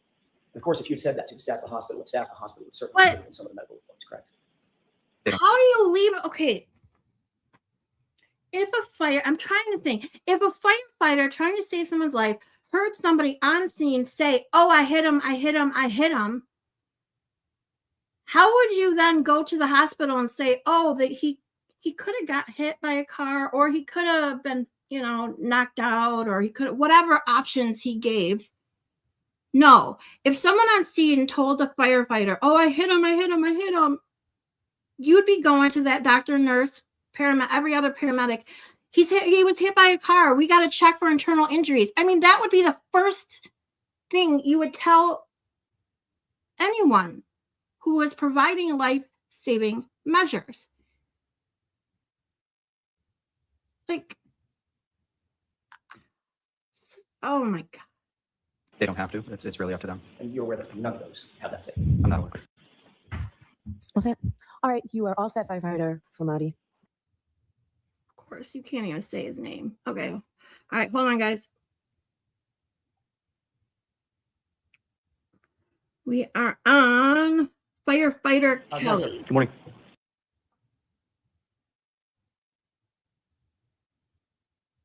Good morning, sir. Good morning. Could you please state your name and spell your last name? Oh, he's a Sure, young Matthew one. Kelly, Kelly. And what is it that you do for work, sir? I'm a firefighter paramedic for Canton Fire. And how long have you been a firefighter paramedic with Canton Fire? Approximately 2.5 years. And prior to working for the Canton Fire Department, what if any other employment did you have within that sort of field? I worked for a private ambulance, first ambulance service for approximately 5 months. And sort of geographically, where was that located? Boston area. Now, prior to you working as an EMT or a paramedic, you worked as an EMT before working as a paramedic? Correct. And so prior to working as either an EMT or a paramedic, did you have any sort of training or did you receive any sort of certification in regards to being an EMT paramedic? Yeah, so I had to do a 6-month EMT course, and then I had to do a practical and written exam for the course, and then for the state to get my EMT. And then for a paramedic school, it was about a 10 to 12-month didactic portion. And then I did I believe it was 200 hours. His clinical in testimony is hospitals. pretty short. And then I did 300 hours ride time, It's, and then I had to do like a 40 practical and written minutes. exam for the So course, and also for You must not state. say anything And too, now with Canton Fire, I'm getting precepted as a paramedic. because I don't remember seeing And him when you ever. use that term as far as precepted, what exactly The does that other term mean in your- faces I remember. It just some means that you get clips trained from by there. an experienced paramedic for an extended period of time until they say that you can do the job on your own. And with regard to being a EMT and a paramedic, you receive a certification in regard to working within that field? Can you say that again? With regard to being an EMT and a paramedic, you receive some sort of certification either from the state or Yeah. from the body in regards to working in that field. Yes. You have certification in regard to both? Yes. And He is looks that like he's like certification 20 years Yes, old. Sir, if I can turn your attention to January 28th, the evening of that. He looks like a January kid in 29th, his daddy's you worked suit. with the Canton Fire Department that day? Yes, I was. Recall what kind of shift you were working on that day? 24-hour shift on the ambulance. And which station house were you assigned to on that day? Station 1, And that's located where within the town, Canton? 99 Revere Street. And you were assigned to the ambulance, is that correct? Correct. And who, if anyone else in your department, was assigned to the ambulance along with you? Paramedic Anthony Flamati. And on that morning of January 29th, do you recall about what time that you woke up on that day? I believe it was about 4:45 a.m. And when you woke up, what, if anything, is it that you did with regard to your duties? Oh my God, Lally, with the what if anything. So we woke up a What little if bit early anything? to What if anything? shovel off the apron, shovel off the parking lot. I hope nobody made that a and just drinking prepare game. for They the new shift literally coming in. be dead on the floor and like. And just briefly, sir, like, so when you go outside to shovel, what, if anything, do you recall about sort of the weather conditions and what they were at that point? There was snow on the ground. It was snowing, high winds, low visibility, still dark out. Do you recall being dispatched to a call shortly after 6 a.m.? Yes, I do. And so what was that call, or what was that dispatch in regard to, and where specifically were you dispatched? It was unresponsive male in the snow on Fairview Road. And that area of Fairview Road, through your work with Canton Fire Department, are you familiar with that specific area? Yes. And you responded in the ambulance, is that correct? Correct. Who, if anyone, goes Yes, along they in the would, ambulance? Maylin. Flamati was in the passenger seat, and then Yeah, we paramedic talked about this Tim the other Nuttall was in day. the back. It's insane. I was driving. And in addition to the ambulance, ambulance one that you were in, what, if any, other sort of vehicles or apparatus responded from your station to Fairview? We also had an engine and our shift commander SUV. And if you recall, who was the shift commander in the SUV? Shift commander was Captain Wendell Robery at the time. And Captain Robery is now the chief of Canton Fire, is that correct? Correct. And as far as the engine was concerned, who, if anyone, was assigned to the engine and responded to the call as well? It was. Oh, I heard about Greg that, Woodbury, firefighter paramedic Katie McLaughlin, and firefighter paramedic Frank Walsh. And as you're driving from the station house to Fairview, what, if anything, do you recall about weather conditions, visibility, anything like that along the way? Who does Just, he ask that Heavy snow and to? wind, real low visibility. What if anyone was? Good amount of snow on the ground, so I was just driving trying to take it slow so you we didn't spin out or drift or anything like that. And can you describe for the jury sort of the route that you took from the station on Revere Street to Fairview Road that morning? Yeah, we took a right onto Revere Street, left onto Sherman Street, right onto Chapman Street, and then a left onto Fairview. Yeah, I'm And as still you're driving waiting to down see this Fairview, what, if anything, significant can you hill tell me on about sort of Fairview. The elevation of that roadway as you go Bullshit. from Chapman down to where you stopped.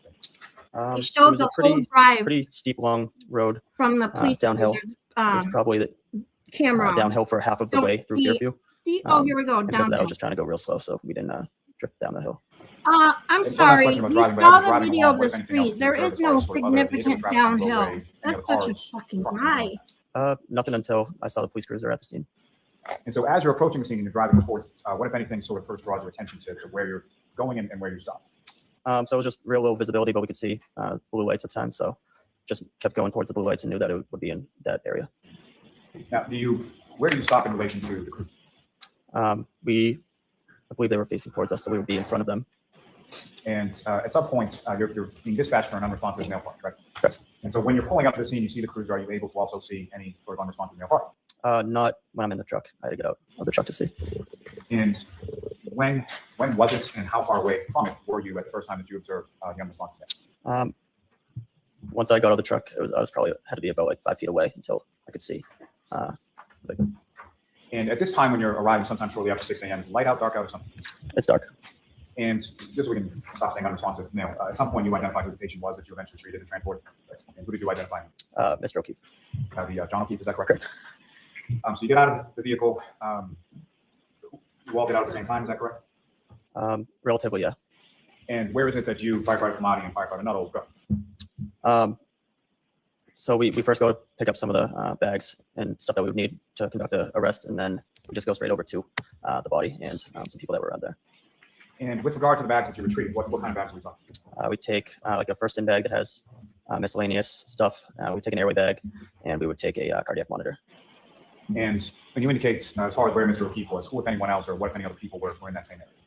Can you say that one more time? When you first go over to where Mr. O'Keefe is, Mhm. who, if anyone, or how many other people are in that general area? Sure. I remember seeing a police officer and 2 women. And as far as where Mr. O'Keefe was, first of all, how was he positioned in relation to the ground? Oh, I He think was on Lally his was back, caught off guard probably by about- that answer, don't you?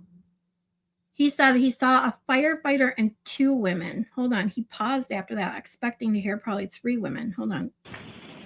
As far as where Mr. O'Keefe was, first of all, how was he positioned in relation to the ground? He was on his back, probably about around a fire hydrant, probably about 5 or so feet from what I saw would be the street.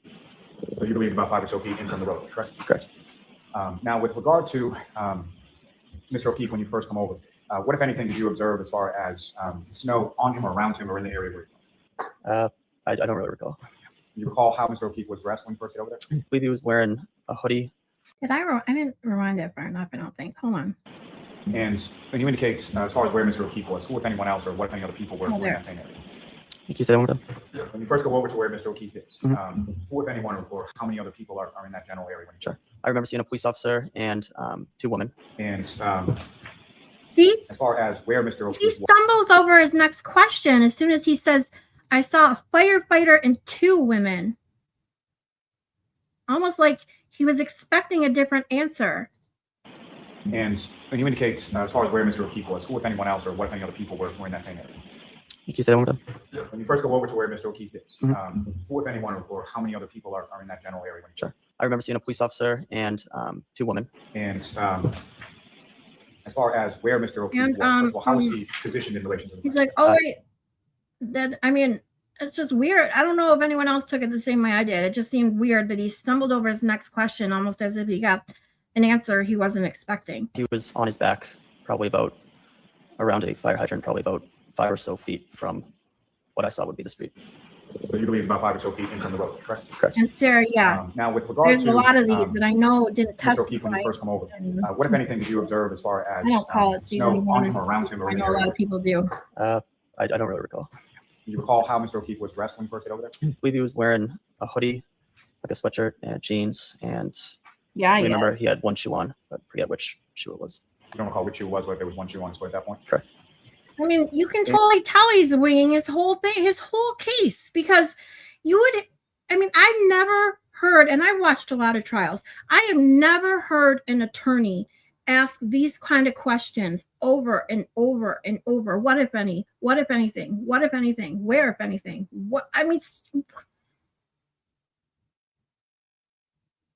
It's like, it's insane. You can't come up with regular questions that don't start with those 3 words.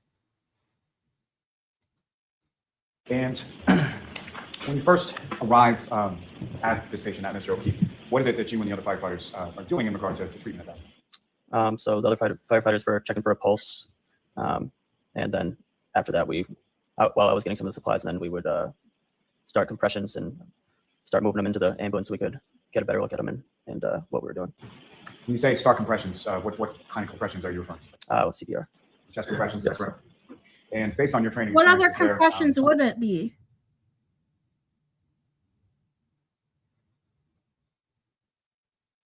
That was dumb. sort of protocol as to how long I'm one gonna individual start compressions on his leg. Not his chest, his leg. That's it. Yep. should be doing chest compressions? So we want early and continuous chest compressions for as long as the person is pulseless. We will take breaks in order to check for a pulse and check for any rhythm changes. And so when breaks are taken, is that one person that's doing those same compressions the entire time, or is it switched off or something? We try to switch off every few minutes. Now, when you first approach where Mr. O'Keefe is on the ground, what, if any, sort of injuries, if at all, did you observe on Mr. O'Keefe at that time? On the ground, I didn't observe any injuries or recall seeing any injuries at the time. It wasn't until I got him in the ambulance that I saw some injuries. And so from that sort of initial assessment and initial sort of treatment of the patients, what exactly does that sort of assessment and treatment consist of when Mr. O'Keefe is on the ground? Basically just checking for breathing and if he has a pulse. It was pretty dark and very low visibility, so we wanted to get him out of the conditions and into the ambulance to kind of further assess him. And from your sort of initial assessment, did he have a pulse and was he breathing? No. And so want to get him out of the conditions, and how is that? I believe we used a scoop board or a scoop stretcher. It's just a backboard that breaks into two pieces. They can slide underneath the victim for the patient. We used that, and then we had picked him up and put him onto our actual EMS stretcher, and then just put the stretcher into the ambulance. And where was the stretcher sort of placed in regard to where, or in relation to where Mr. I O'Keefe can't was? see what those are, Sarah. I don't recall. Now, once you get What to the emojis ambulance, are what, if any those? difference did you notice between sort of the lighting in How the can ambulance we versus tell the what they lighting are? outside on the lawn? So there was very low visibility outside. There was great visibility inside with lighting all around the back of the ambulance. And so once you're in the back of the ambulance, what, if anything, did you observe or note at that point in regard to any injuries you observed from Mr. O'Keefe? He had like a swollen black and blue right eye, and he had some blood around his mouth. Now, as far as Mr. O'Keefe was concerned, during treatment, you're touching or Your making contact cartwheels. with Mr. Oh, O'Keefe, cool. correct? Correct. I'm like, And during the course of that, what, if can't any see what it observations is. or what, if anything, did you note in regard to sort of tactile Thank you, observations guys. of Mr. O'Keefe? He was very cold to touch, very stiff, almost frozen-like. Yeah. Now, at some point during the course of your treatment in the back of the ambulance, are his clothes removed? Yes. And is that, why is that? It's just so we can try to examine his full body for any other injuries. And there's some concern for cardiac arrest, correct? Correct. Can you explain, are you familiar with that term? Yes. Can you explain to the jury what your understanding based on your training experience is as what is cardiac arrest? Sure. It would be when a person has a lethal cardiac rhythm where they no longer have a pulse. Now, once the clothes, as far as being removed, how are they physically, sort of how are they removed? I believe they were probably cut off with trauma shears. Let's say they're cut off. And once the clothes are removed from trauma shears, what, if any, additional observations you can make of injuries to Mr. O'Keefe's body? There were some lacerations on his right upper extremity. Now, the chest compressions that you were talking about, was that continuous sort of throughout the patient care with respect to Mr. O'Keefe? And see, Yes. that goes back And, to, in addition I to, gotta say this because this whole Flamati's testimony and him saying I hit him.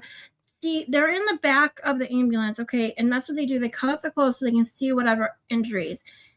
I don't know if this guy testifies, which I'm going to want to find out if he testifies if Flamati told him about those supposed I hit him statements, because the first thing you're going to do if someone like I said, I wasn't an EMT. I've never been an EMT, a firefighter. But in my opinion, I would think that if someone just said, I hit him, when you were in the ambulance taking off the clothes, cutting out the clothes so that you can look for other injuries, the first thing you're going to look for are like bones sticking out or huge hemorrhaging and bruising on the body. And you'd be like, you're going to tell everybody in that ambulance that someone had said, hey, I hit him with the car. Look for this, this, and this on, his body, because he got hit by a car. This is what you're going to see. to that, what, if anything, was done with respect to body temperature for Mr. O'Keefe once in the back of the ambulance? So we did some rewarming. So we did heat blankets and warm fluids. And as the chest compressions continue in the back of the ambulance, what, if anything, did you observe with regard to Mr. O'Keefe's nose or mouth? I remember that there was some blood or vomit or bile coming out of his mouth. Now, turning your attention to back outside of the ambulance, taking you back there for a moment. You indicated in testimony that when you arrived there, you observed two females in the area where Mr. O'Keefe was. Is that correct? Correct.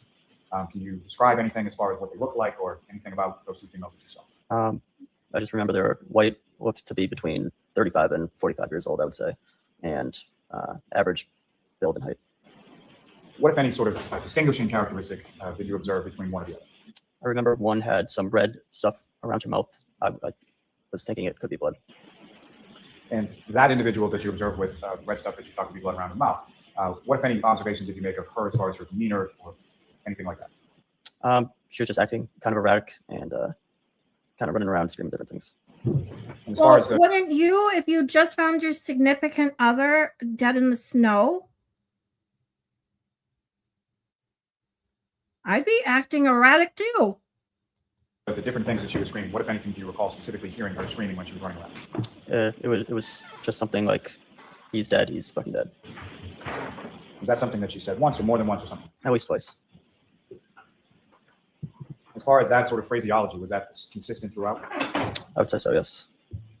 Now, Phraseology. you enter the ambulance, does the patient care continue Did on? Lally just say phraseology? And maybe I'm making fun of a word I don't know, but I've never heard it. Phraseology. Mr. O'Keefe? Yes. And if you recall, who was sort of involved in that patient care in the back of the ambulance? Me, Nuttall, Flamati, Woodbury, Walsh, and McLaughlin came in a little bit later. I'm not sure if she did any patient care or not. The majority of the people from your department that responded to the scene at one point or another were involved in patient care with regard to Mr. O'Keefe. Correct. Now, you drove the ambulance to Fairview, is that Not correct? just me. Correct. And so for the transport from Fairview, what hospital did you go to? Good Samaritan. So the transport from I have Fairview to look Good up. Samaritan, I'm who drove the seriously ambulance? looking up if McLaughlin. that's a And so freaking firefighters word. Lawson, Friday, It where are is. you located within? If it is, I was in the I don't back want to with, make fun of my it, wife. but I don't think. Do you recall sort of Maybe specifically what, if anything, you were all doing with regard to patient care during the transport phase? So I was just helping them transport phase. I was doing compressions before, but we had switched them over to a Okay, automatic so compression I'm device. going to tell you guys this.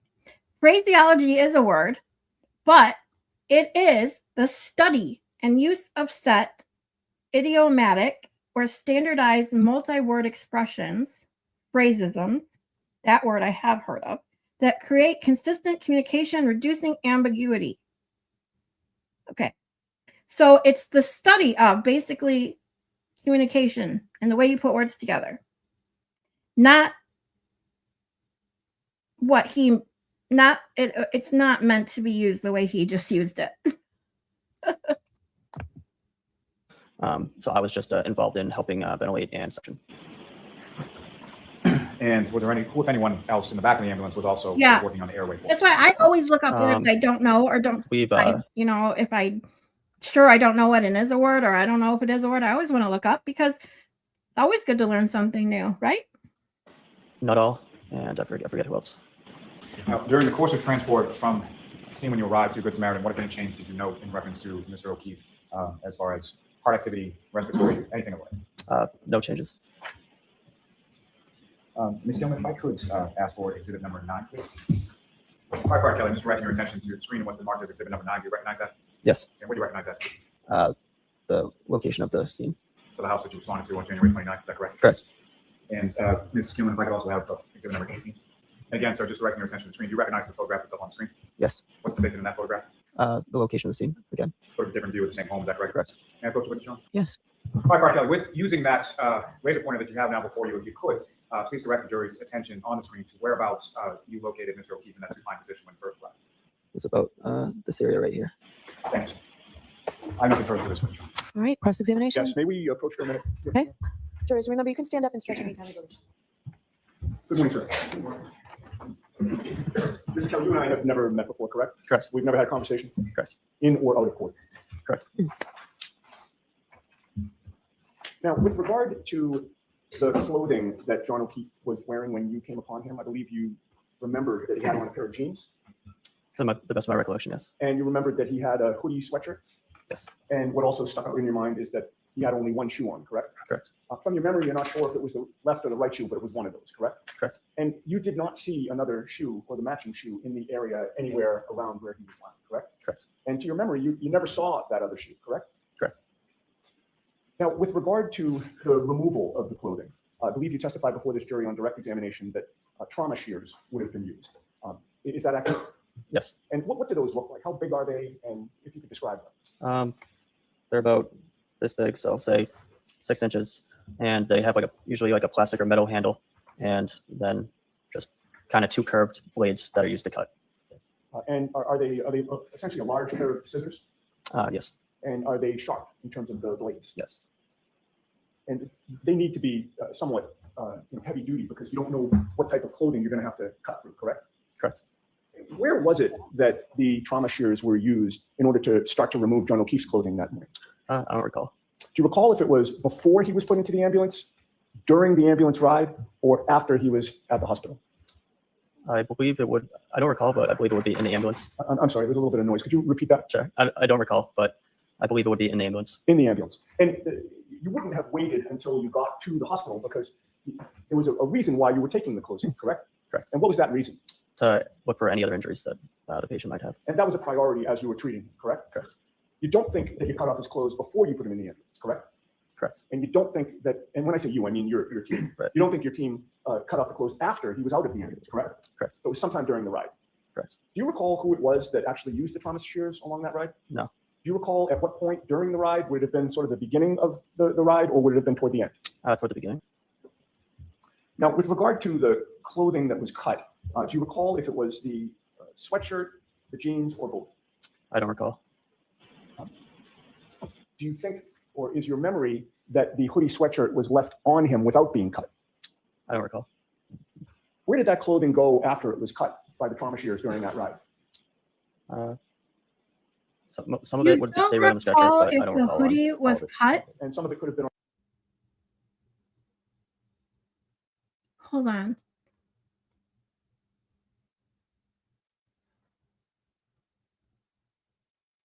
Oh, you're good, Sarah. Thank you for being here. That clothing go after it was cut by the trauma shears during that ride? Some of it would stay right on the stretcher, but I don't recall on all of it. Okay. And some of it could have been. Hold on. I want to hear this again because why would he? Do you think, or is your memory that the hoodie sweatshirt was left on him without being cut? I don't recall. Where did that clothing go after it was cut by the trauma shears during that ride? His hoodie wasn't a zip-up hoodie. It was over the head hoodie, as far as I remember from the videos that I've seen. So you're not going to pull it out. So yeah, it was cut. It had to have been cut. Now that I think about it, and I forgot, I never thought about this, but do you guys know, do any of you know, yeah, be careful, Sarah. Be careful walking home. Everyone has to be careful nowadays for everything. Does anybody know, remember, or were you able to see when Brennan held that sweatshirt up, the hoodie up, and tried to pretend those cut holes were from, that morning and not from the tech people? Was that sweatshirt cut? Was that hoodie cut? Does anyone know?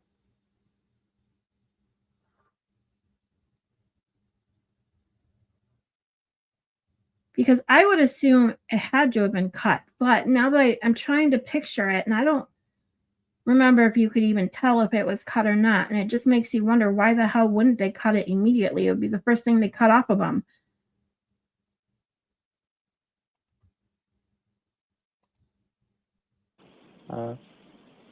Some of it would stay right on the stretcher, but I don't recall on all of it. Okay. And some of it could have been on the floor of the ambulance as well?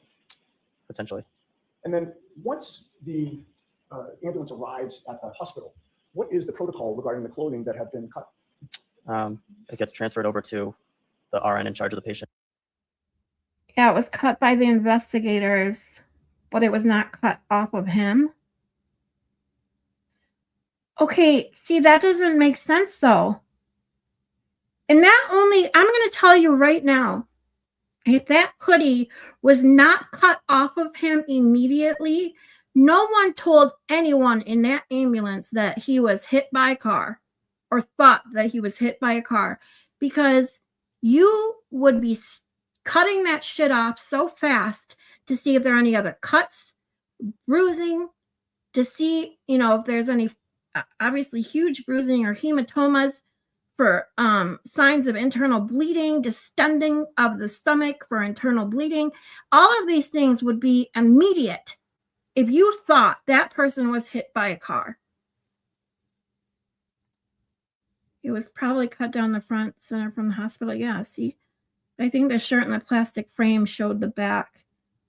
Yeah, see, I can't remember. That's what I think, it showed the back, even though it was in a plastic frame. I don't remember if they ever even showed the camera, the front of it, where you could see if it was cut or not. Okay, so Joy, it was cut from the hospital?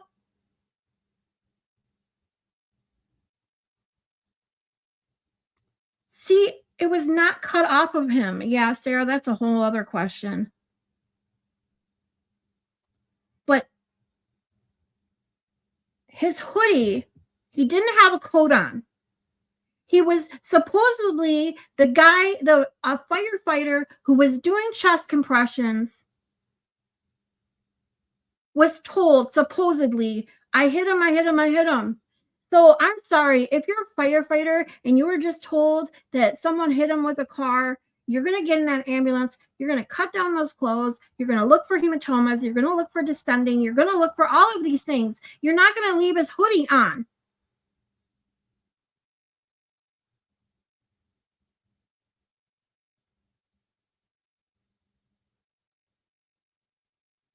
It makes no sense.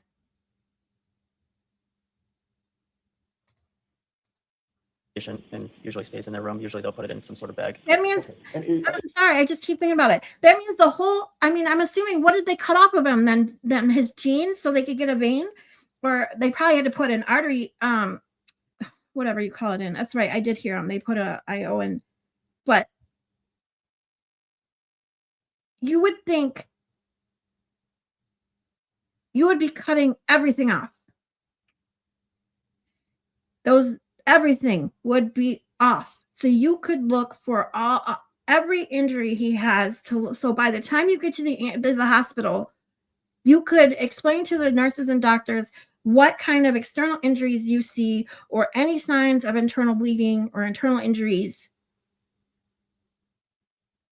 You would not leave his shirt, t-shirt, and hoodie and all of that on. Not to mention, they didn't even try to put an IV in his arm or anything else. They probably went straight. Well, that makes sense, actually, now the more I think about it, just because of his conditioning.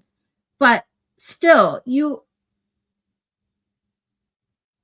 probably had to put I'm wondering, you normally put EKG stickers on you and everything in the hospital.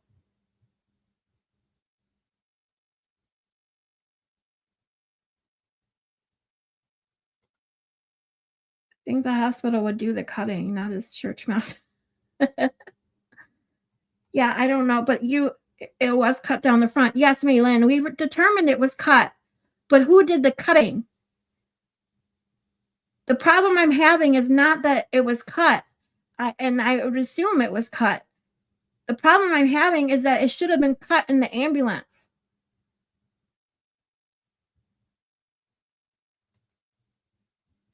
The cuts on the sweatshirt were made by the crime lab. They were looking at the sweatshirt. Yes, I know they did those small cuts that Brennan tried to pass off as more cuts from being hit by a car. I did know that. But what I'm talking about, when they're talking about cutting shears, like shears that you cut clothes off, if you've ever watched an ER show or anything and you see them like cutting up their shirt or up their pants, it's to get access and to search for other wounds. And when I think of, if you're a firefighter, you're looking for other wounds, what you need is to evaluate that patient so that when you get to the hospital, you can inform the doctors and nurses that are already there waiting for him what they see, what they need to attend to. So if someone just told you that you hit him, not only would you be cutting off those clothes so fast to get a line in, you would also be searching for immediately traumatic injuries, like sticking out bones, internal bleeding, which then would cause distending, especially if there's internal bleeding in the chest or in the stomach, which you would look for if he got hit by a car. I feel like EDB may have mentioned the sweater was on the floor in the ambulance and then again on the floor in the hospital. Yeah. I'm so confused by this because it makes no sense. Medically speaking, it makes no sense that that sweatshirt, that hoodie was not cut off immediately in the ambulance, no matter what, let alone if someone had just told you they hit him with their car.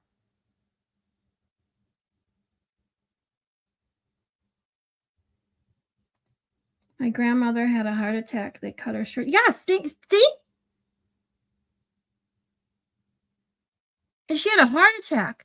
She didn't have injuries that they needed to look for. They needed access to put EKG monitors on, probably put external defibrillator pads on, all of these things. They need those clothes need to come right off for all of that to be done.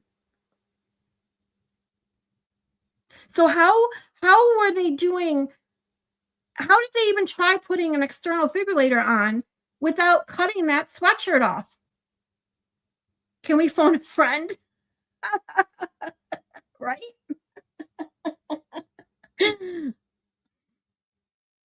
Well, I've already asked the audience, so yeah, can we phone a friend would be next, right? Like, I'm so confused. Because didn't one of them already talk about getting the AED, which is an external defibrillator? You can't put one of those on unless you take off their tops. We're at 50-50. Okay, gotcha. That is exactly what they did. Okay.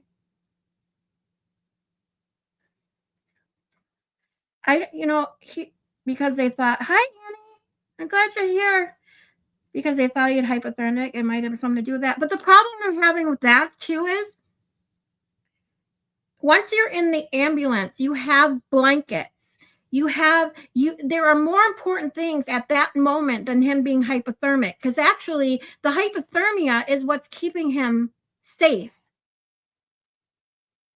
The hypothermia, that's, how you hear people that, are end up in icy cold water or whatever, and they end up coming back to life. It's the extreme cold that preserves the brain function. So him being cold is not the issue at that moment. Hi, Stephen.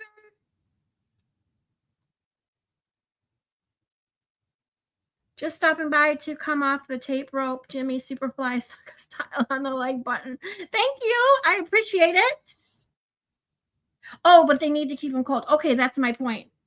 I got you. But still, my point with that is that he's already way cold to that point. So keeping him in a wet, freezing cold hoodie is not going to be conducive one way or the other, keeping it on him. It's not going to help. What's going to help are life-saving measures that you can't do while that sweatshirt is still on. That's my point.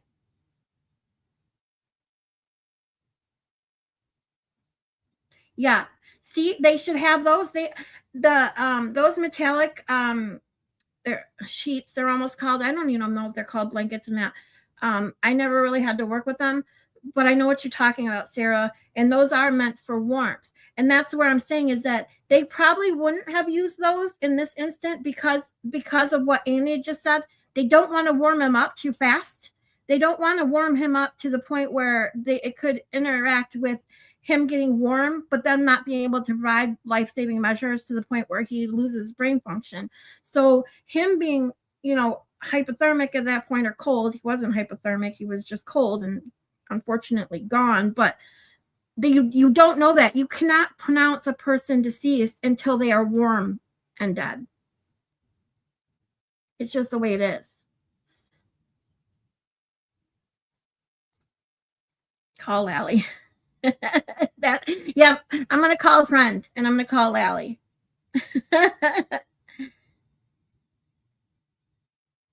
Oh, I'm sorry you have a cold, Stephen. I hope you feel better real soon. Thank you for stopping by even when you don't feel good. I appreciate you. I don't know what the protocol is for getting him into the hospital in that state. Yeah, I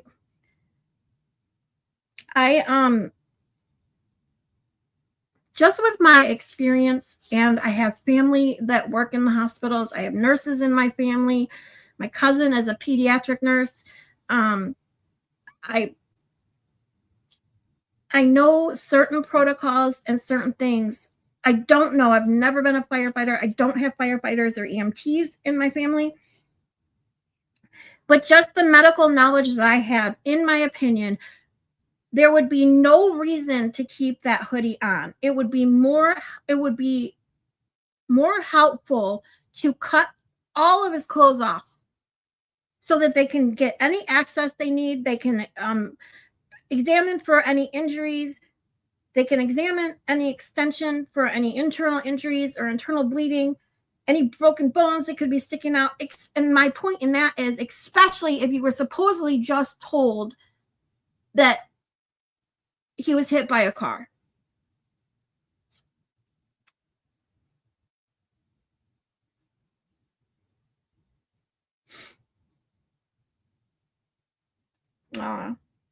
We'll feel better soon, Stephen.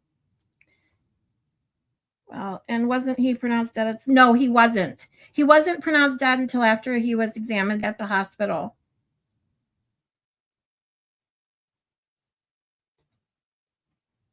It was like 7. I think he was pronounced deceased at like 7:41. Don't quote me on that, but it's approximately 7:40. In Massachusetts, if the person has to be warmed back to temp first, it's different in every state. See, I didn't know that either, that it would be, I mean, yes, I did know that to a point, that certain things are different with every state, but it's most hospitals or people that I know work with, well, at least that's how I know it is in Michigan. I've only myself dealt with the healthcare system in hospitals and worked in the healthcare system in the hospitals in Michigan. So they cannot pronounce you dead until they have warmed you up to temperature, and then can't get you, back to normal sinus rhythm.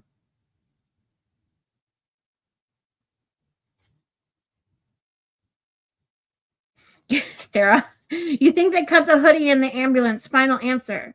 All right, well, let's finish firefighter Kelly's testimony and see if he changes his answer from I don't know at all. But it's weird that they don't, because you would think that their answer they would know. If their protocol was to cut all the clothes off, which I think it should have been, he would have remembered the clothes all came off. Is the clothing put in the bag? Does somebody meet you out at the ambulance in order to collect the clothing, or do you bring the clothing into the hospital in order to transfer it to an RN? We bring it in. And do you recall who it was that brought in that clothing? No, Who was with you at that time going into the hospital from the ambulance? not all informati. So it had to be one of the three of you that delivered that clothing to an RN, correct? Correct. Do you know if all the clothing was delivered to an RN or if some stayed in the ambulance? I don't recall. And once you give the clothing to the RN, do you see where she takes it? I don't recall. Did you go into the treatment room wherever John O'Keefe was brought once he was at the hospital? Yes. And you had previously testified that you believe the clothing would have been brought in with him, correct? Correct. Do you have a memory of seeing that clothing within that treatment room at the hospital? I don't recall. Do you recall seeing the clothing on the floor? I don't recall. Okay. Now let's get back to Wow. when you first arrived on scene. And actually, but before I get to that, I did want to ask you a couple of questions about where you were at in terms of your career on January 28th, 29th. You were a fairly new firefighter? Correct. Hold on, I want to read your comments. So, Stephen, you're right. The post 7 a.m. him being pronounced dead was the first red flag for me. The reason being Proctor went off shift at 7 a.m. Therefore, he should have been the trooper assigned. Yeah. See, I haven't looked at the timings specifically because I haven't watched this trial yet. I've been wanting to make like a timing, like like almost diagram like, just to see, like, so I can look at all of their timestamps for the calls in order to make like a timeline, visual timeline, because I'm a visual learner. Sometimes I just really, as soon as I see something, I can understand it more than someone just telling me. Right, that's what I was saying. They could not revive him at the scene at the hospital. They could not revive him. Yeah. Gotcha. Use warmers on only one on certain parts of the body. See, and why was he wearing a coat when he went there and was missing the coat and shoe? Yeah. Yeah, that's a whole thing. I mean, it doesn't make sense with the shoe missing and then that's why they were so convinced he was hit by a car because he was out of one of his shoes. Like, it's so stupid. Like, that could only be the only explanation for him not having a shoe on.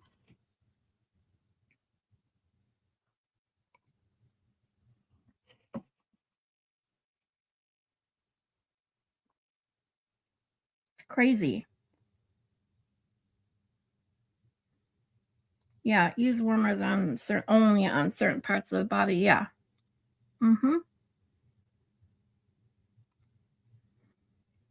Just as an example, my ex is an LPN hospice nurse. When we lived in North Carolina, was legally allowed to pronounce, while in Massachusetts, she can't do so under any circumstance. Oh, wow. Yeah, it's the same here in Michigan. No nurse, not even an RN, can pronounce. It has to be a doctor.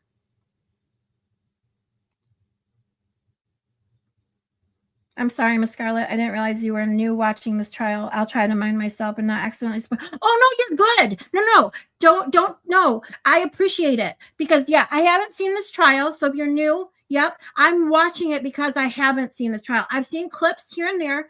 I'm working on a video regarding group thinking specifically in the anti-Karen Reed, community and how they can literally defy things that are common sense and believe things that are totally against what you see with your own eyes. And I realized I couldn't fully evaluate and do this video until I saw the first trial. And so that's why I'm streaming it. I thought it'd be more fun, even if with just a couple people, it's more fun to watch. I would figure I would put it off too many times trying to sit at home watching it myself. And that's where we are now. So I'm really glad you're joining us. But Stephen, don't feel bad at all. Say whatever you want in the chat. We're good. Because obviously I know how it turns out. I've watched the second trial. So no worries. There's just a lot of things from the first trial that didn't make it into the second trial. And I wanted to start from the beginning. Yeah. I would assume so. Same here in Michigan. I mean, it gets freezing cold here. And you don't go out in snow, especially when you know a bunch of snow is coming in just a regular sweatshirt and jeans. You just don't.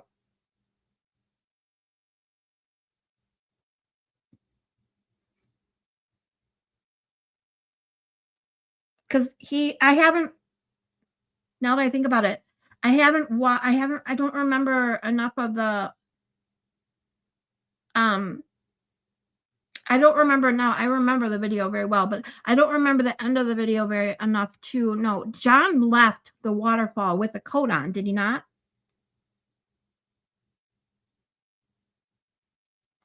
Oh, I've already been shocked and dismay we're only now, into what? The sixth witness. I was shocked and dismayed by his freaking opening. It was ridiculous. It didn't make any sense. He kept bringing up people's names like the jury knew who they were. Like, what the fuck are you talking about?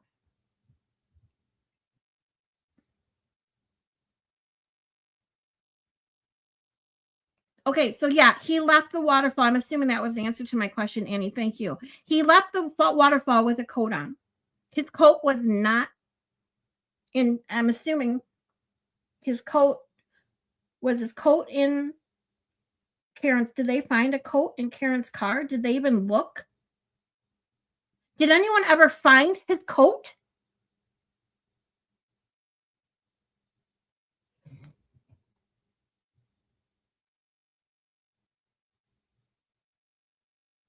Now it's got me curious about things I'd never even thought about before. It's too funny. Because he had a coat on when he left McCarthy's, and I didn't know if he wore it into the waterfall. But now I'm thinking about it, I swore that he did have a coat on when he left the waterfall. So you guys are saying yes. So where did his coat go? Did they ever find it? And if they didn't, that only goes to think, where is it in the freaking house?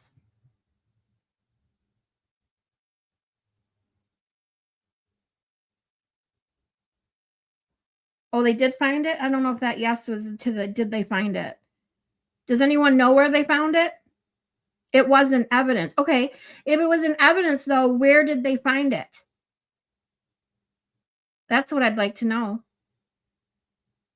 He wasn't wearing it in the snow, correct? So where did they find the coat?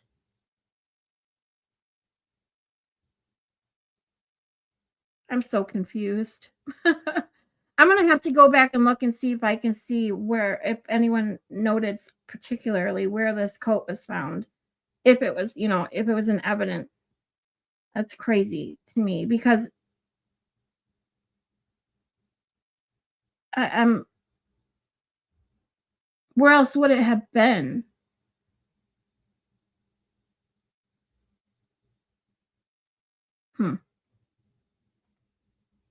Sorry, now my head's spinning. I got so many things going on. And you were conscious, you had been trained not long before January 29th, right? It was within several months? 2 months, yeah. Oh, within 2 months, okay.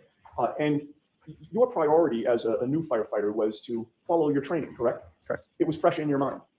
Correct. You wanted to do things the right way, correct? Correct. And particularly at the beginning of your career, you don't want to develop any bad habits, correct? He looks like he's going to cry. And I'm sorry, but he you were does. following protocol once you got to the scene as best you could, correct? Correct. I believe you testified on direct examination that when the ambulance got to 34 Fairview, as soon as it was parked, you and Anthony Flamani went straight to the body, correct? I don't recall saying that. I wasn't sure who went straight to the body. I said some of us got some supplies. Okay. I thought your testimony, correct me if I'm wrong, but I thought your testimony was that you may have gotten some supplies, but then you and Flamani went straight to the body. Yeah, so we did, me and Nuttall. Got supplies? Me and Nuttall went to the body. All right. Where was But we didn't go straight there. We got supplies first and then went to the body. Or I got supplies first and then went to the body. Okay. How long did it take you to get supplies? Probably within a minute, I would say. Okay. And where was Flamani when you were getting supplies? I don't recall. Once you got to the body, who assisted you with regard to treating John O'Keefe? I believe it would be the people who were on scene with me. Who would that have been? Flamati, Nuttall, Walsh, McLaughlin, Woodbury, and Robery. Okay. So is it your testimony that your memory is that 5, 6, however many people were there with you, all were hovered over John O'Keefe doing treatment on him?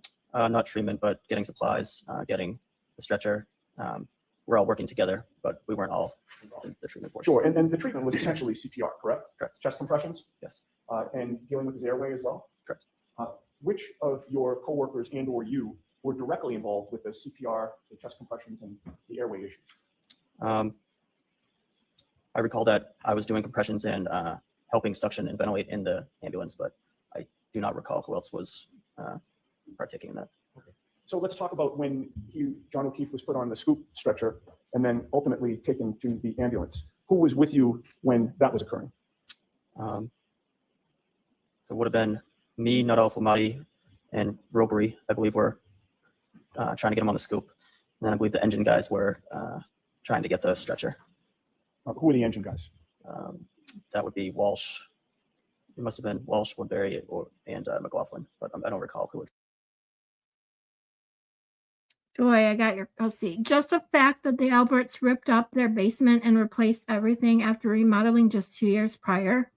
Also filling for a permit to remove the in-ground pool.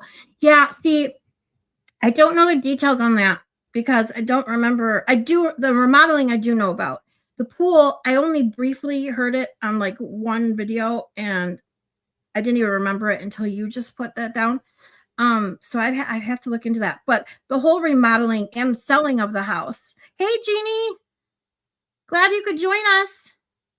The whole the whole selling of the house. I mean, who sells their family home, who has kids, who they could have passed down that kid, that house to? And who spends that kind of money on remodeling your home that many times within a couple of years? It's crazy.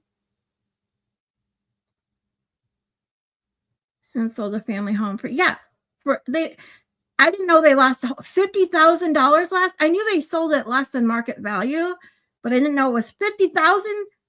What the fuck? So you spend all this money to redo your home, and then you take a $50,000 loss on it? Holy shit.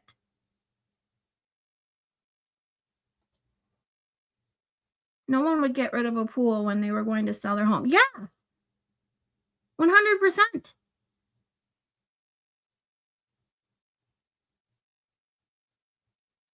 People want a pool.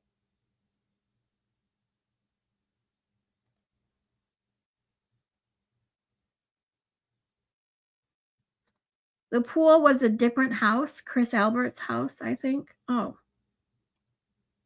See, I don't know enough about the pool to say much. I don't know whose house it was, but if it was their house, I mean, I knew they sold it. I knew they sold it for less than market value. I did not know it was for $50,000 less than market value. That's insane. Especially if you just spent all that money on, you spend money on upgrading your home to make money on selling it, not lose it.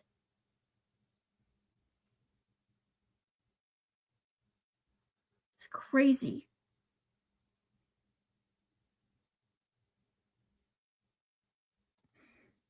Okay, so it was the brother who had the pool. Gotcha. I'll have to look into that. The worst part is, guess what the name of the street that Brian Albert's house is on in Maine? Dead End. Oh my,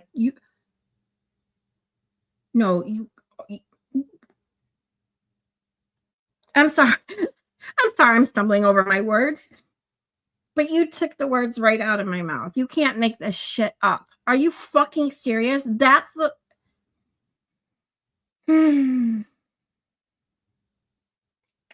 Wow. I was shocked as hell. You guys, I'm assuming you guys know about that other deceased body across from the was it across from John's house, I believe? What was his name? Hold on, I gotta look it up.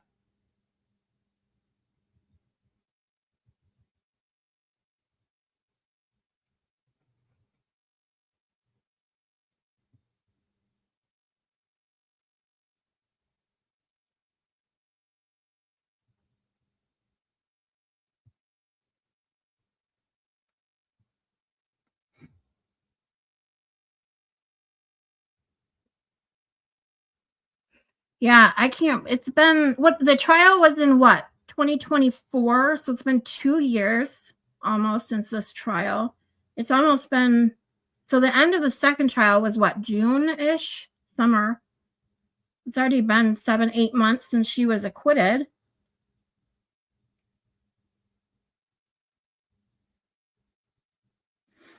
Yeah, you can't make that shit up, you guys. That's crazy that he lives on Dead End Lane. Dead End Lane.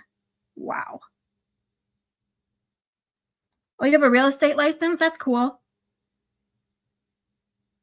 Yeah. I'm dead serious. I'm dead serious. He lives on Dead End Lane. That's just insane. But one of the Craig Casey is his name. Sorry, it just came to me. Craig, if you guys know about Craig Casey, I'm assuming that case, I think it was 2019 or 18. It was like 3 or 4 years before Officer John O'Keefe passed away. There was another case where someone was literally on the lawn right in front of or next to one meadow, I believe. Now I gotta look it up. Hold on, because I don't want to say the wrong facts.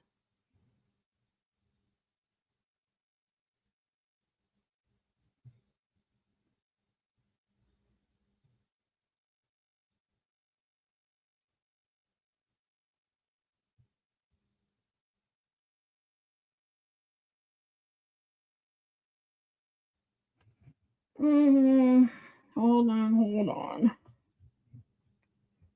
One moment, please.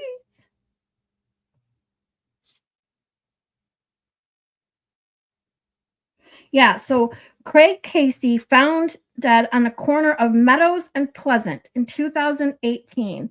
Now, what's weird about it, if you guys have not heard about this, is that they say he was drunk driving, crashed his car, and yet when they did the investigation, they found the car but didn't find him. And then found him, like, I have to look. I'm trying to pull up an article. Hold on. Something about, I don't know when they found him. I don't know how long after, but I know they found the car first. So they found the car empty, then found him on the lawn right in front of or next to One Meadows, and then was like, oh, didn't see him there. Like, what? Are you shitting me? There are rumors I read about on Reddit in which there is a drug ring involved police, so I wouldn't be surprised, but that's just speculation. Oh, yeah. Yeah, that's insane. That's insane. Teeny Lynn, are you talking about his street or are you talking about Craig Casey? I don't know if you guys heard about Craig Casey or not. I just happened to come across it when I was doing research on this, on the case. I'm trying to find the article I read. It had really, really good information.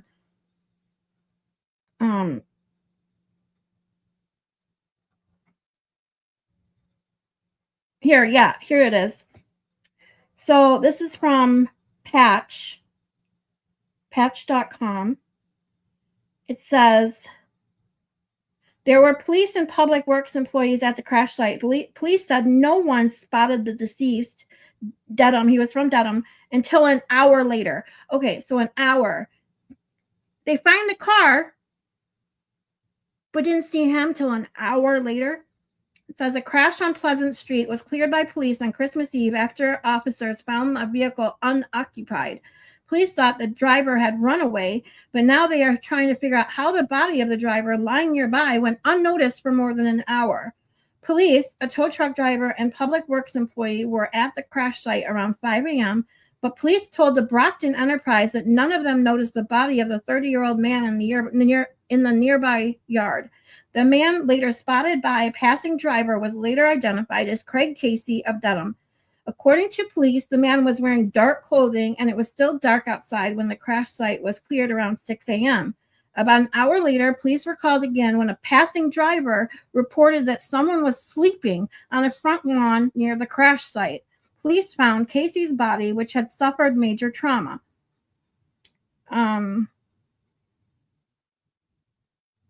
It says Peggy Krippendorf, a spokeswoman for the Norfolk County District Attorney's Office, told the Brockton Enterprise the accident was a single vehicle crash.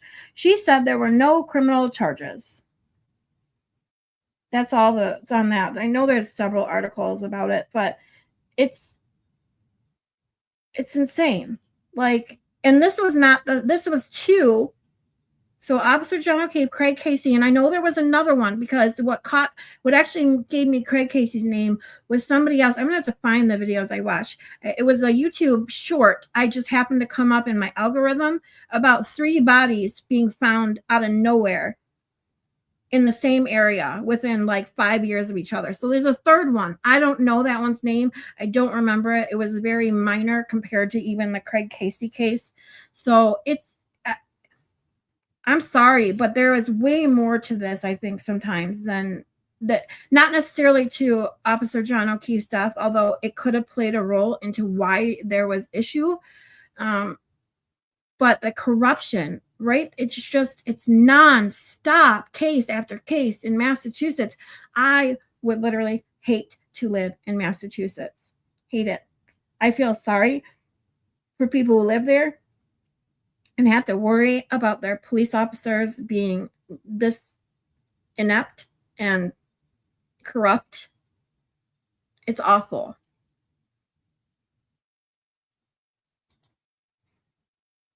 All right. Let's see. Sounds like a town called Bardstown, Kentucky. A lot of killings where people think police are involved. Same thing. Is that the one that involves that judge that was shot and killed? That's in Kentucky, right? He was shot by the sheriff. No? Okay. I'll have to look up Bardstown. I'll have to look that up. Be interesting to see. Yes, but Eastern Kentucky. I gotcha.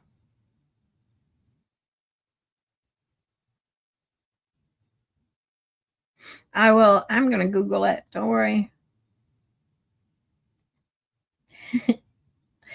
All right. Let's get through the last few minutes of firefighter, because this is Kelly, right? Yeah, Kelly's testimony. Who exactly was? So your memory is that yourself, Nuttall, and Flamati were loading John O'Keefe onto the scoop, So yeah, and then from the scoop he's put on a stretcher? Correct. And then who would it have been that wheeled the stretcher to the ambulance? I don't recall who it was. You? I don't recall. So you have no memory of who would have taken John O'Keefe Hey, on that Shelley. stretcher into the back of the ambulance? Thanks for stopping I by. don't recall who actually did it, but it would just be whoever's in the best location at the time to move the stretcher. All right. Do you have a memory of John O'Keefe going into the back of the ambulance? Not a clear memory, no. Who went into the ambulance with him? Me, Nuttall, Flamati, Walsh, Woodbury. Okay. And by the way, once he's on the scoop and then put on the stretcher, the priority is to get him into that ambulance, correct? And part of the reason for that is he was cold, correct? Yes, sir. And your priority was you wanted to warm him up, correct? Correct. And the best place to do that would have been the inside of that ambulance, correct? Correct. So it wasn't that he was put on the stretcher and then there was some detour in terms of where he was taken. You made or whoever took him, made a beeline for the back of that ambulance in order to get him warm, correct? Correct. And once he's in the ambulance, the priority. I don't know that is to case, close the doors of the Leland. ambulance, I'll have correct? to look it up. Because if you leave the doors open, there's a blizzard outside, correct? Objection. Sustained. Let's go ahead, Ms. Gina. Keep moving forward, please. And so the doors were closed to the ambulance, correct? At some point, yes. All right. And inside the doors of that ambulance, as you testified, was at least, not naming everybody, but at least you and Nuttall and Flamati, correct? Correct. And once those doors were closed to the ambulance, none of you left the ambulance, correct? None of us, meaning I'm not talking specifically about you and Nuttall and Flamati. I don't believe so. You would have remained in the ambulance all the way to the hospital, and that's the point in which the doors would be open, correct? Correct. All right. Now, I'd like to ask you some questions about the scene that you came upon in terms of the people who were there when you arrived, sir. You had previously testified that you saw, I believe you testified that you saw two women and a law enforcement officer already on scene, correct? Correct. One of those women appeared to have blood around her mouth, correct? Correct. It was something red, but you assumed that it was blood, correct? Correct. And that led you to also believe that she had rendered or tried to render CPR, correct? Objection. Is that what you thought? Yes. Okay. And while you were on scene, it was the woman who had the blood around her mouth who appeared to be most upset, correct? Correct. She was really upset, correct? Yes. Would you go so far as to say she was distraught, Yes. hysterical, Yes. frantic? Yes. And you heard her say, he's dead, he's fucking dead, something like that, correct? Correct. And she didn't say it in the tone of voice that I just said it, correct? Correct. She was screaming when she said that, correct? Correct. It was very easy for you to discern that her words were, he's dead, he's fucking dead, correct? Correct. And she repeated it more than once, correct? Correct. And it's fair to say that at no point in time did you ever hear her say, I hit him, I hit him, I hit him, correct? Correct. And you would agree with me, sir, that you have been extremely consistent in terms of your memory of what she said, correct? Correct. You've been asked these questions not for the first time by Mr. Lally or me in court today. There have been other occasions where people have asked you, what did the woman with the blood on her mouth say when she was on scene, correct? Correct. Thank You you, were asked that by Troy. Trooper Proctor on February 9th, It's a like 2022, button. correct? Thank you. I don't recall. You know, it's probably unfair of me to say the date, but you do recall speaking to a state trooper not long after these incidents, correct? Correct. And to that state trooper, you told him that what she said was, he's dead, he's fucking dead, correct? I don't recall. You don't recall saying anything differently than that, do you? I remember saying a lot differently, but I might have also said that. I just don't recall. Well, you don't, let me rephrase that. You don't recall changing her words at all. You recall, you've always said he's dead, he's fucking dead, correct? Correct. That was not only to the state police on February 9th, but then in April of 2022, you were in a grand jury setting, correct? Correct. There was no defense attorney there on that day, correct? I don't believe so. You don't remember seeing me there? No, I didn't see that. Mr. Lally was asking the questions, correct? Correct. And there, you also said that what the woman with the blood on her mouth said was, he's dead, he's fucking Yes, dead, correct? Jeannie, we're watching the first trial because I've never seen And you it. testified to that today. Yes, sir. You've never changed that story, correct? Correct. And that is because the truth does not change, correct? Correct. All right, at this point, I'd like to play a 15-second portion of a video, which I would offer as the next exhibit, Your Honor. Okay, so we'll watch it and then you Thank can you offer very it. much. This is one of the With no shorter narration, right? testimonies too, so his testimony And, complete before we start, is only like I'm 40 not minutes. as interested in the video, sir. I'm interested in the audio. So if you could, listen as best you can. That's 41 minutes total.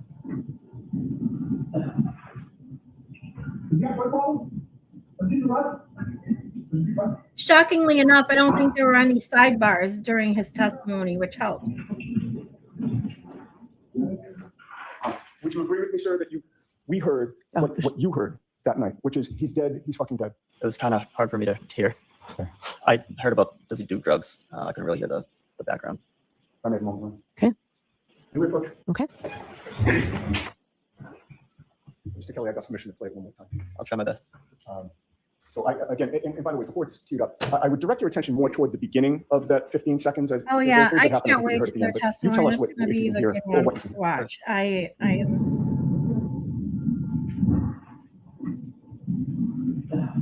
can't wait to watch the rest of all of Higgins. I've only seen partials of his on mine. Clips. What did you hear? I heard someone say fucking dead. Thanks.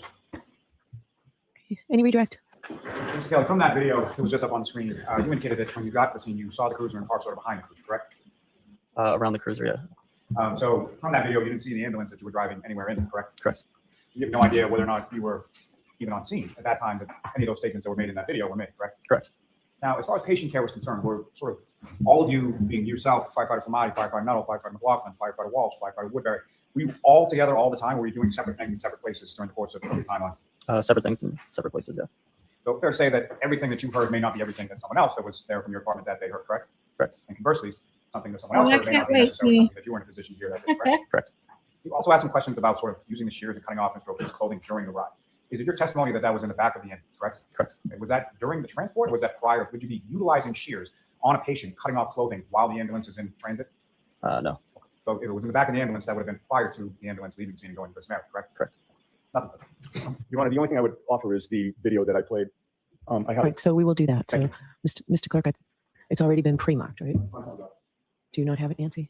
Okay. Oh, I'm sorry. I was mistaken. It has not been too much. Thank you. Thank you. All right, so we're all set? Yes, thank you, Your Honor. Okay, thank you. You're all set. Thank All right, guys.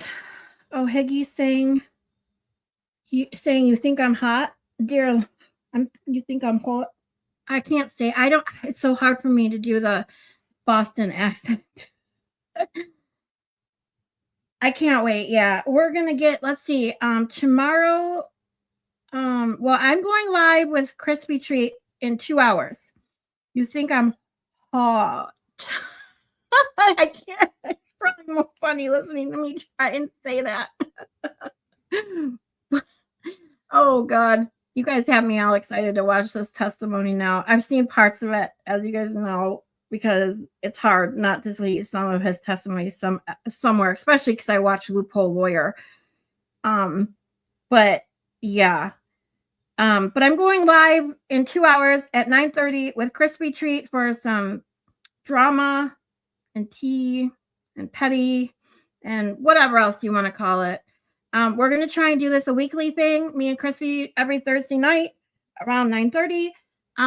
We are going probably be, see, we play it by ear. We don't like talk about it beforehand because we just want it free flowing. But we're going to try and make it shorter just because it's so hard to stream around everybody else. But we're trying to make it like an hour and a half fun, just fun, shoot the shit kind of stream. So if you guys want to come to that one, please join the chat and join us just for some levity. With all the stresses we have in life, we all need to laugh now and then. We just do. And sometimes you have to vent about the drama and bullshit that you see online. And this is my opportunity to do that with someone and just, spout some opinions about all that shit. So if you think that might be fun, please come. Yeah, I love Loophole. He's so funny. He cracks me up. Is Danny going live at 9? Are you serious? Damn it. He goes live every time I schedule a live. See, it's so hard for me because I don't want to step on anyone's toes, but they go live. Like sometimes they do it last minute and it's hard for me to schedule it. I scheduled it. I did mine at 9 o'clock this morning. Crispy and I scheduled to do it and I posted it and it is what it is. So, I don't want to step on anyone's toes. I hate trying to stream when someone else is streaming. Like I try to go around Aiden and Will and Rat House Media, of course, especially because I like being in their chat. I like watching them more than anything. And that's where I met most of you. So it bums me out. If he's going live, I will be in there until my stream starts. But I already scheduled it with Crispy. So if you guys watch Rat House Media, just come join us, after, if we're still on. If not, just watch it whenever you can, if you want to. But if you want to join us, I'll be happy to have all of you there. Remember when Loophole Lawyer did the reenactment of Higgy and the Rhino? Oh, that was hilarious. His videos crack me up. On Baker's channel, I sometimes change my screen names based on something funny in a trial. One of my names was Higgins Missing Rit.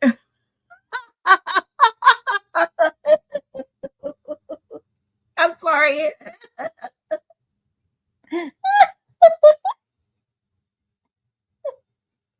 just caught me off guard. I wasn't expecting to read that.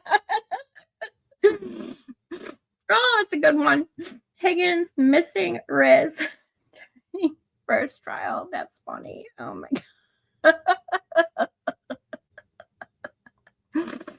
Oh my god. Yep. We're going petty tonight, Jeannie Lynn. Me and Crispy. And oh, by the way, Cassie might be joining me. And Crispy, Cassie said he will if he has enough Wi-Fi power. Because Cassie, if you guys haven't watched not last week's Crispy and I, but the week before that, Crispy and I did one. And Angie, Cassie G joined us that time, and it was great. And hopefully he can join us tonight. However, in case you don't know, Cassie G lost power. He's in a hotel until he gets his power back. And the hotel apparently has really, really bad Wi-Fi.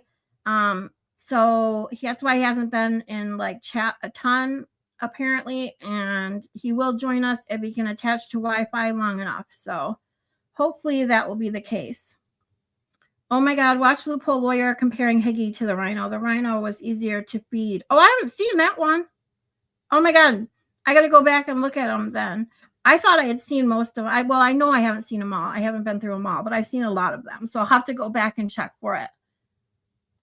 Let me make sure. I thought he was. Okay. Oh, thought he was. Oh, going live. Okay. Sorry, I'm way behind. I died laughing with that one. Yeah. Danny is going live at 9. Okay. Every Thursday before TV. Oh, I forgot because he's in. You see, I'm not in the sex cult.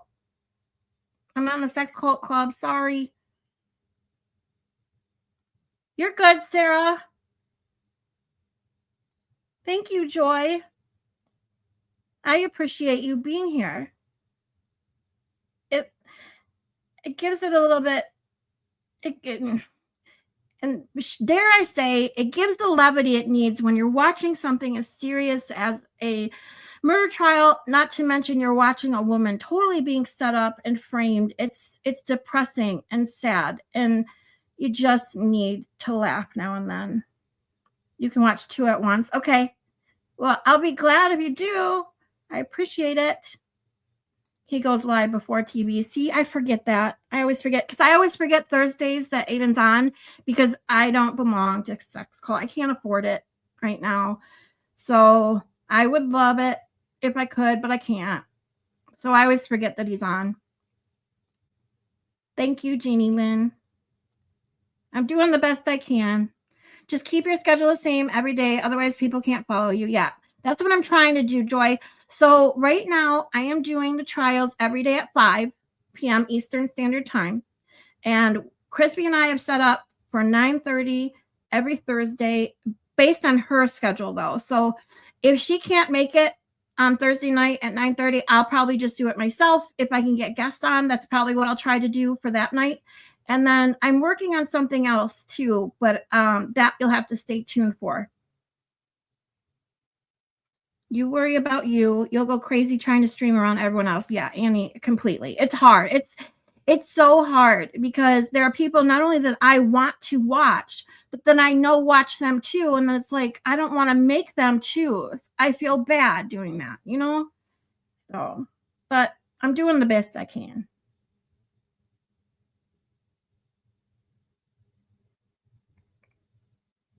Yeah. Yeah, he lost power, Jeannie Lynn, because from the storm. Yeah. So he had posted, I think it was in Will's chat, but I don't know. It was in someone's chat that his power was out and that his house was already down to 55 degrees at one point. So that he was going to a hotel. And then I saw him last night posting in Will's chat that the Wi-Fi sucks. And so when I texted him today to ask him if he want to come on with us tonight, he said he will if he can, as long as he has Wi-Fi good enough to get on.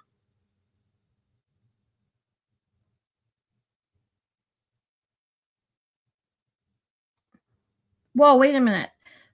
In Turtle Boy hearing, the special prosecutor Cosgrove kept calling Colin Albert Colin. Thank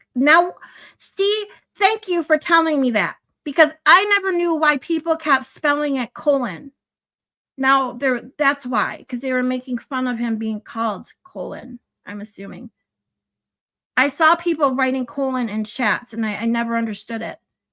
But now it makes sense. Oh my God, I'm going to have to go back and watch that. You can multitask, Jeannie, even though you're ADHD. Thank you, Joy. Yeah, I did it that way because it's a little nerve-wracking to worry about having enough to say by yourself. And so that's when I first did my first couple lives. I did it with Angie and Crispy Treat, because we and her were talking in voice chat, and we were just like the three of us. We had a really great conversation. Like, our conversation just flowed, and we had talked a few times since then. And especially Crispy Treat and I, our conversations just seemed to flow really well. So I figured that would be maybe something to start out with. But I'm definitely not gonna, it's not, my show is going to be me and my thoughts, and then it's going to be about, people that I feel complement, what I want to put out. So that's where we're going with that. All right, guys. Well, I am going to go make something to eat real fast, and I will be starting with Crispy and Kazi, if Kazi makes it, at 9:30. And I hope to see you all guys there in the chat.